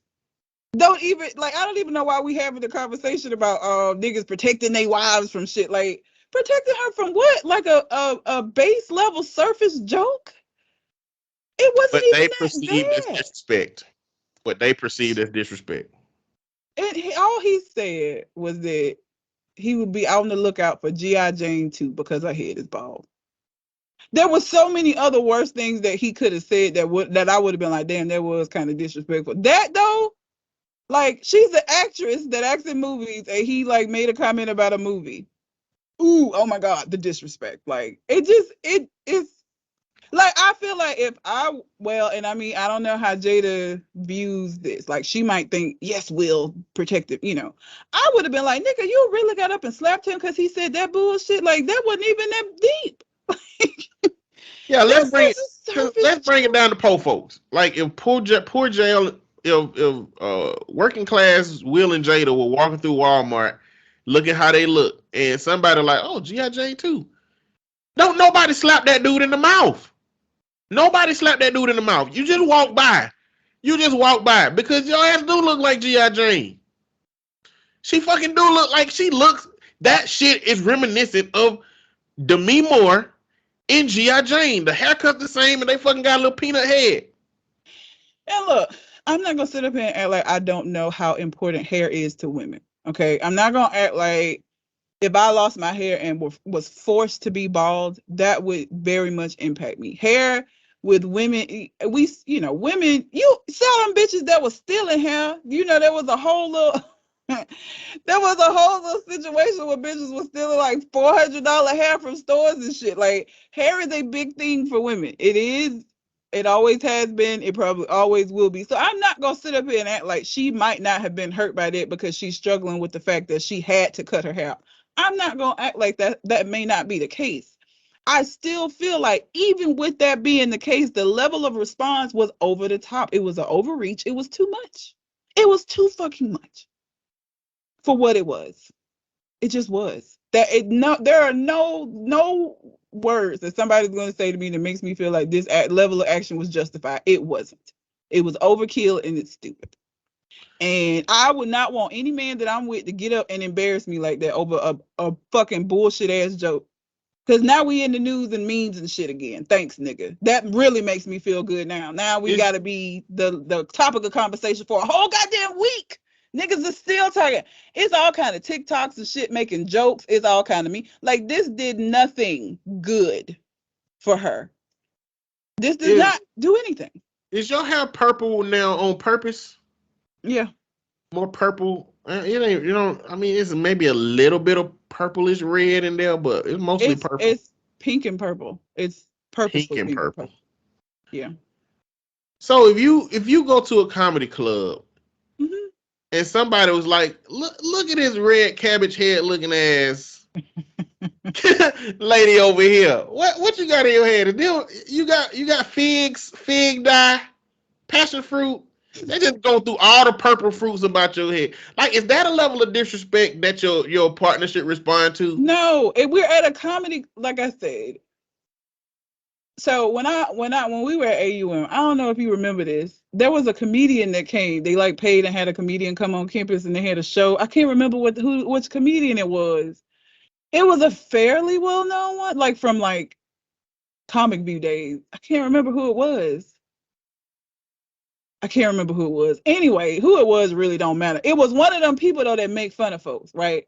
So when me and my roommates went, we purposefully sat in the goddamn back because we know what goes on at comedy shows. Like, that's the expectation if you attend. I feel like that's what happened. Now let's say he did offend you. Let's not say offend you. Let's just say he said something that could be perceived as utterly offensive. Is it the environment still that makes you say, even though he said some hurtful shit and people laughed and I didn't like it, the environment dictated that could happen, and so I'm not going to do anything about it? Even if I did do something about it, what is that going to do? That's what I'm saying. Like, it doesn't change that happened. It doesn't change that people laughed. It doesn't change that my feelings were hurt in the moment. All that it does now is my nigga potentially finna have some legal trouble behind this shit. How is that better? But that logic can apply to if somebody slap you in the face and just stare at you.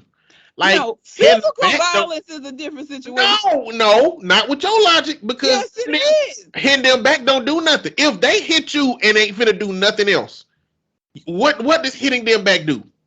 You don't put your hands on nobody though. Like, for me, words, I don't give a fuck. I don't. I really don't. Like, I am not one of those people who feels like, you gotta retaliate because somebody hurt your feelings. You put your hands on me though. Like, you physically attack me. First of all, the difference between the two is that if he come over and slap me, there are legal consequences for him putting his hands on me in the first place. There are no legal consequences because somebody hurt your goddamn feelings. You cannot call the police, or when the police get there, say, my man was taking up for me because he said something that hurt my feelings. That's not going to, there are laws against putting your hands on people, so that's different. That's a different situation. There is something that can be done. If he slapped me and then we call the police, there are consequences for that. There's nothing I can do about somebody saying mean things to me. You know what? Turning the other cheek is bullshit. Turning the other cheek is bullshit, but again, if the consequences are going to be greater, that don't make no sense. Like I said, for somebody physically putting their hands on me, that person can get some legal consequences. Like, something can come of it. It does do something. They get in trouble for it. Him saying words to me and my man going and hitting him, now you're just going to be the one in trouble, because the police and the justice system is not going to say, well, he shouldn't have said that. You had every right to go up and punch him in the face for saying that about your girl. Well, it seems like it still makes more sense to not hit that person back and just call the police then. Maybe. But I would understand more somebody like jumping to my defense because somebody physically put their hands on me. I would be a lot more understanding and I would be a lot more like, you know what, it's bullshit, I gotta bail you out, but I get it. Him saying a G.I. Joe, and he didn't get arrested, but like, let's say it was not a Will Smith Oscars moment and my nigga got arrested behind it. Now I'm out of bail money.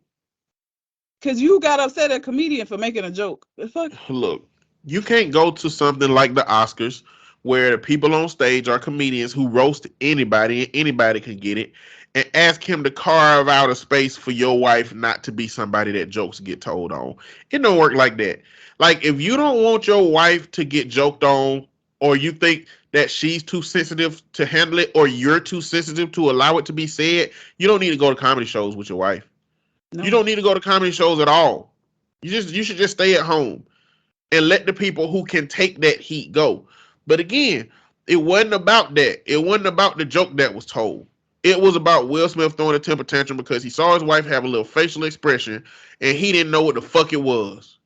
And so he felt like Chris Rock was the reason that facial expression came up, and he went and hit Chris Rock.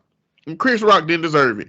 Even if Chris Rock done bullshit even if Chris Rock talked bad about black women, even if all these things, it don't mean he deserved that hit. It don't mean he deserved that hit. He was in the right place to do it. He did the same shit that everybody be doing. He did it in his fashion.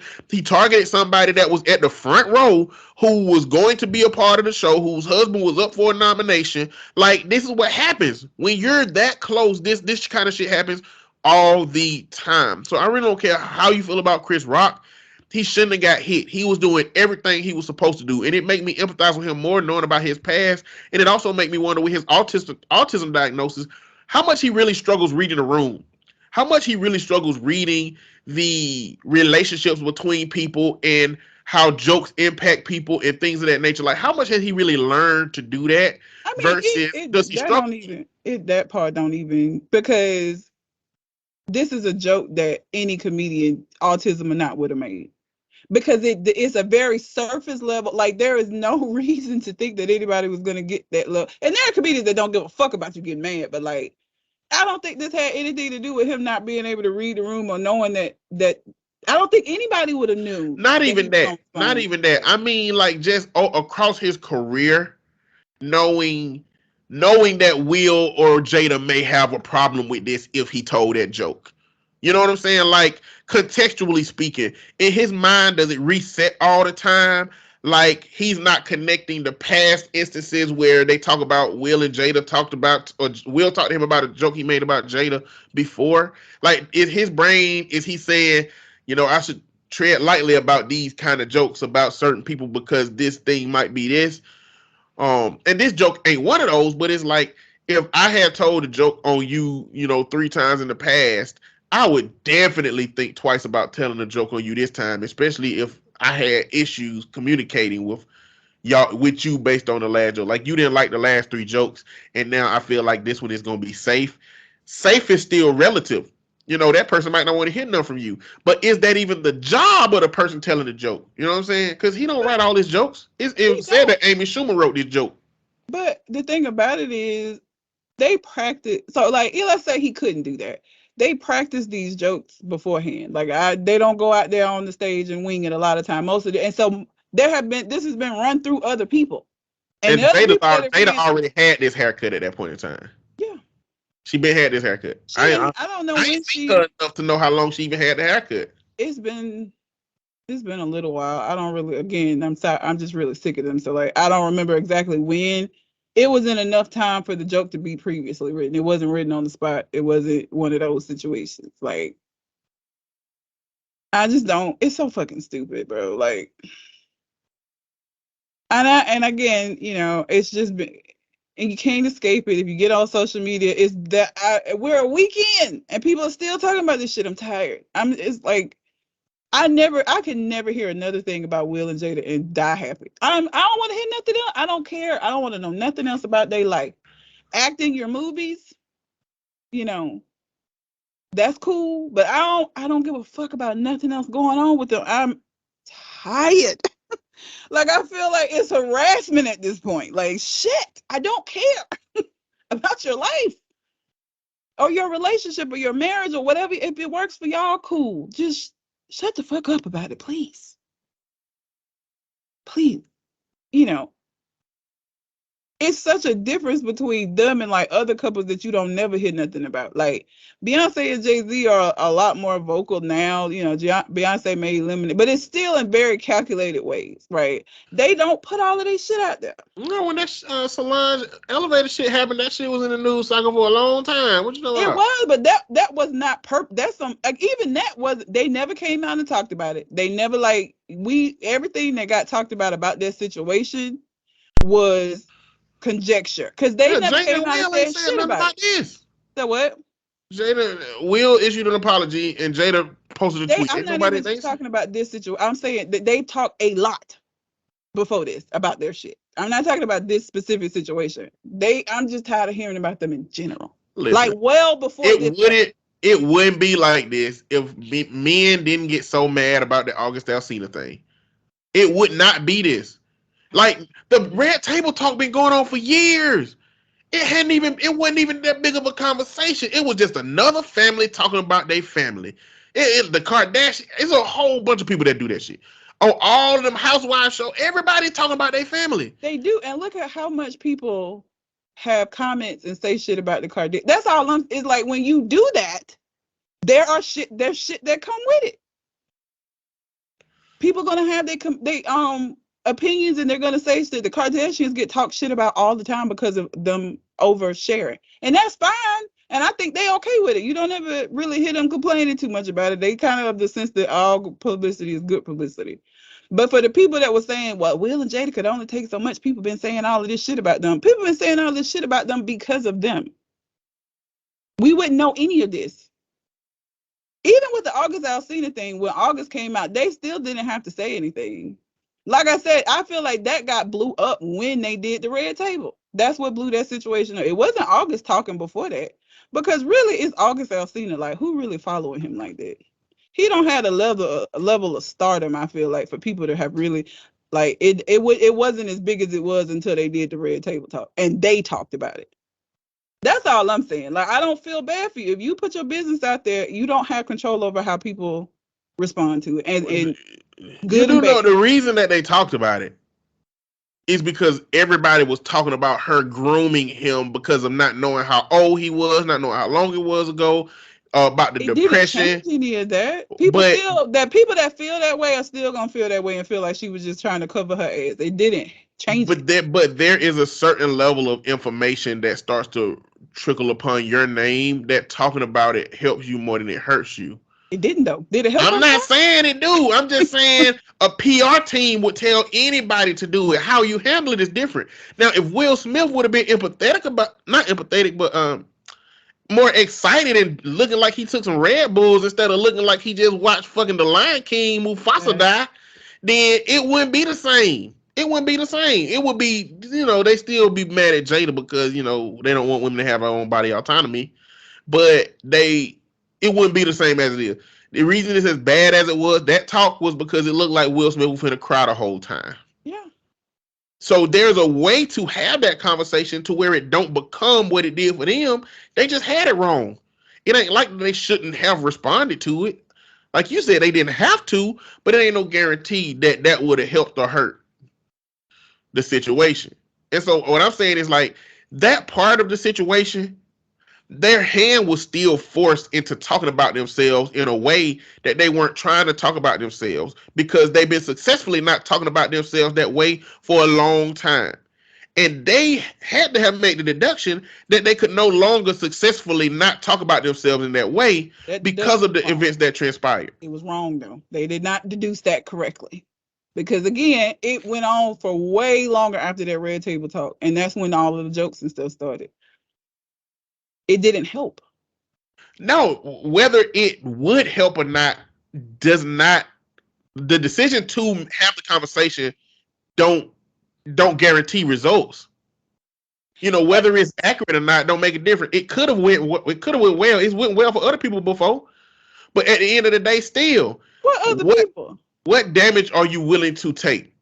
Are you willing to take the damage of misinformation taking you down the road of your family being misrepresented, your kids not knowing what's going on because you ain't told nobody, other people who are close to the family but ain't close enough to hear? Like, it's still, even if you take some heat from the other side, may be better than the alternative. Sometimes you got to choose from two fucking evils. I still think they chose the wrong evil. It was so much worse from that. And it's not like it was her show. If Will, whatever was going on with him, that they didn't have to put out that show with him looking like that. The thing about it is, if she had went on Good Morning America or some other show that was scheduled and they didn't have no control over it, okay, Will look like that on there. They didn't have if he was not in a good, whatever was going on with him that day, they had him looking like, I would not have put that out. Why would you put that out? They had complete control over that. Why would you not do it again? Or like, Jesus Christ, like he looked like that was the worst moment of his life. I've never. The calculation was probably that this was going to be an emotional conversation, regardless, and it wouldn't have made sense for the motherfucker to be smiling like Willy Wonka out in that motherfucking conversation. He didn't have to look like how he did on Pursuit of Happiness. They probably did. It was a poor calculation. The Jesus poor Christ. calculation. Looking at him, they was like, yeah, they gonna understand the emotional part of this kind of conversation, and blah blah blah blah blah. Nobody said, you know, you're gonna be a martyr for this, Jada. Like, you know, they gonna murder your ass out here because of this, right? You know what I'm saying? And Will looking like he looking, you know, you're gonna become a meme 5,000 times over, right? They still using that meme even now. Like, I don't know. Like I said, if I was gonna be famous, I would take the Jay-Z Beyonce route. Because even when shit gets released, they was mom as fuck. When that footage got released of him and Solange in the elevator, they still didn't say a goddamn thing. They just let that shit die out and moved on. They didn't That's even. because they music artists. They talked all this shit in their works and their projects. She talked shit about him in Lemonade, and he talked shit about himself in 444. That's What what does they that have did. to do with anything? What you mean? Okay, them being music. What does that have to do with them keeping their private life private? Them albums were the epitome of them not keeping their private life private. Just because they talked about it in a more methodical and artistic way, Jada and Will don't have that kind of artistic work. They act, they read scripts, they follow other people's Why do you instructions. have to talk about it at all? I don't know. Ask Jay-Z and Beyonce. They talked about it. Well, that kind of music makes sense to me. Like, I got cheated on music. Women love that. Like Lemonade, so that was a good business decision for them. This But was not a good business what I'm decision. saying is, you can't act like Beyonce and Jay-Z life just private. But I mean, even that, we don't it know don't how turn much. it. We So, still do not know how much of that music speaks to what actually happened. You still don't know. They have not come out and had a conversation and sat down and said, I did this. And Beyonce did that in the way that Will and Jada have done. They specifically spoke to their relationship. That music could be anything. You don't know how much of that has something to do with them and how much of it doesn't. They leave that up for people to assume and decide. That's still different. I feel like you still overrepresenting how much Will and Jada shit is out there, because all of this that's being talked about came from one conversation. They had been Jada had talked about their relationship on the Red Table Talk before that. Inconsequential shit. She talked about their past, talked about him buying the house that his ex-wife wanted for Jada. Like, yeah, little shit that she been putting out about Their sex life, how she wasn't happy with it. That's not inconsequential. That's not small. That's not a little thing. I don't remember what she said. She didn't say she wasn't happy with their sex life. But I know it said something implicating about that it not being enough for her, but it was in a greater context. But that still wasn't the conversation that's a part of what the reason that people are tired of Will and Jada is. That wasn't a part of that. Nobody was talking about Will and Jada at that juncture the way that it's being talked about after that one conversation. That one conversation, Red, is the reason that you intentionally stopped wanting to hear about Will and Jada relationship. That one conversation was the reason. And their hand was forced in that topic. Even if they made the decision to talk about it, but that topic coming up didn't have nothing to do with them. That topic coming up didn't have nothing to do with them. That conversation that started happening about them didn't have nothing to do with them. Whatever decision they chose to make after that, they made it, but it didn't have nothing to do with them. It turned into being about them because of how Will Smith looked when he was having it, and people compiling everything Jada said and making her the villain. And that conversation made you say, I don't want to hear about this shit no more. It was one conversation, player. I was tired of it up until, I stopped watching the Red Table Talk before that. I watched it because I knew we were going to have to, was this when we were still doing the show? Had to have a conversation about it. But I don't want to hear about the sex lives and the marriages of famous people. I don't see what the point is. And maybe that's because I'm a therapist and I have to listen to people talk about this shit all the time. And it's just probably. I don't want to fucking hear it, bro. Some people don't want to hear stories about women murdering their husbands, hiding their bodies. Exactly. Like, you have it's your prerogative not to fuck with that stuff.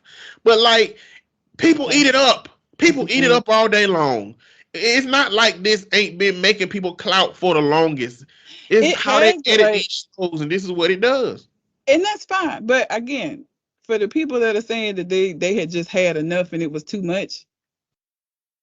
I don't got no empathy. I ain't got no sympathy for Will and Jada. Not right now. Will, as a man who talked about his mental health issues, he need a therapist. And if he got a therapist, he need a better therapist. You know, maybe him and his therapist done enough work. He need to go somebody else. He can't be climbing up no goddamn mountains trying to get some fucking snow healing, goddamn. You need to get some regular ass brain cognitive healing. Some fucking PTSD trauma related shit. Cause, you know, all them motherfucking Instagrams you be doing up on them mountains and buildings and shit, that ain't helping.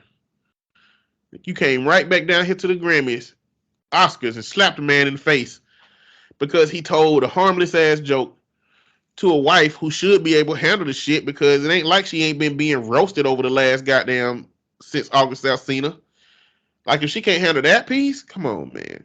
I'm trying not to be insensitive to alopecia and to other ailments and things that could be going on with the people that would make them sensitive to a thing, but you knew where you was at. I mean, y'all should have got up and left. You know, and it's real peculiar that the last Oscars, them two was protesting the motherfucker until Will Smith got a spot in there. It make it seem like they were protesting because they wanted Will Smith to be in the running for something. What? Out of the Academy now. He resigned. I don't even know what the fuck that means, but he stepped down. He's no longer a part of the Academy. There's a lot of people that's been expelled from the Academy, but at the end of the day, you know, the Grammys, the Academies, all that shit, they've been hosting pedophiles and rapists for a long time, man. It ain't, I mean, Woody Allen, fucking Harvey Weinstein, like, they've been upholding some shit motherfuckers for a long time. You know, so it is what it is. This organization ain't fucking a moral high ground, no way. You know, it's a lot of motherfuckers post doing bullshit that's been getting awarded for stuff. Well, they didn't say they was gonna take away his award. He just, again, I don't know what being a part of the Academy means. I don't know what that means. But you know, also, but if they take the award away, that is a fucked up invalidation. Like, because this award was won, it was given to Will Smith, but like, it's a whole bunch of people that went into that. It just makes it seem a lot less valid if you can say, okay, this thing that we dictated was valuable ain't as valuable as we thought it was, so we'll give it to the next one. The face of stuff always. This is why you have to be careful about who's the face for things. Not to say that I'm just saying in general, that happens a lot where there are people behind the scenes that work hard, but you have the person that's the face that may fuck it up. That happens a lot outside of this. He's the face of it. Yeah. You know, and unfortunately shit trickles downhill. But one funny thing that I saw, Mel Gibson was being interviewed on a show, and they asked him about this situation, and his publicist immediately cut in and said, "Oh, that's all our time." And the host kept trying to like get his opinion on it, and she was not fucking having it, because she knew Mel Gibson would have said some just outlandish bullshit. So his publicist stepped in and she was like, "Nope, we're not gonna do that." He probably would have said some old racist shit.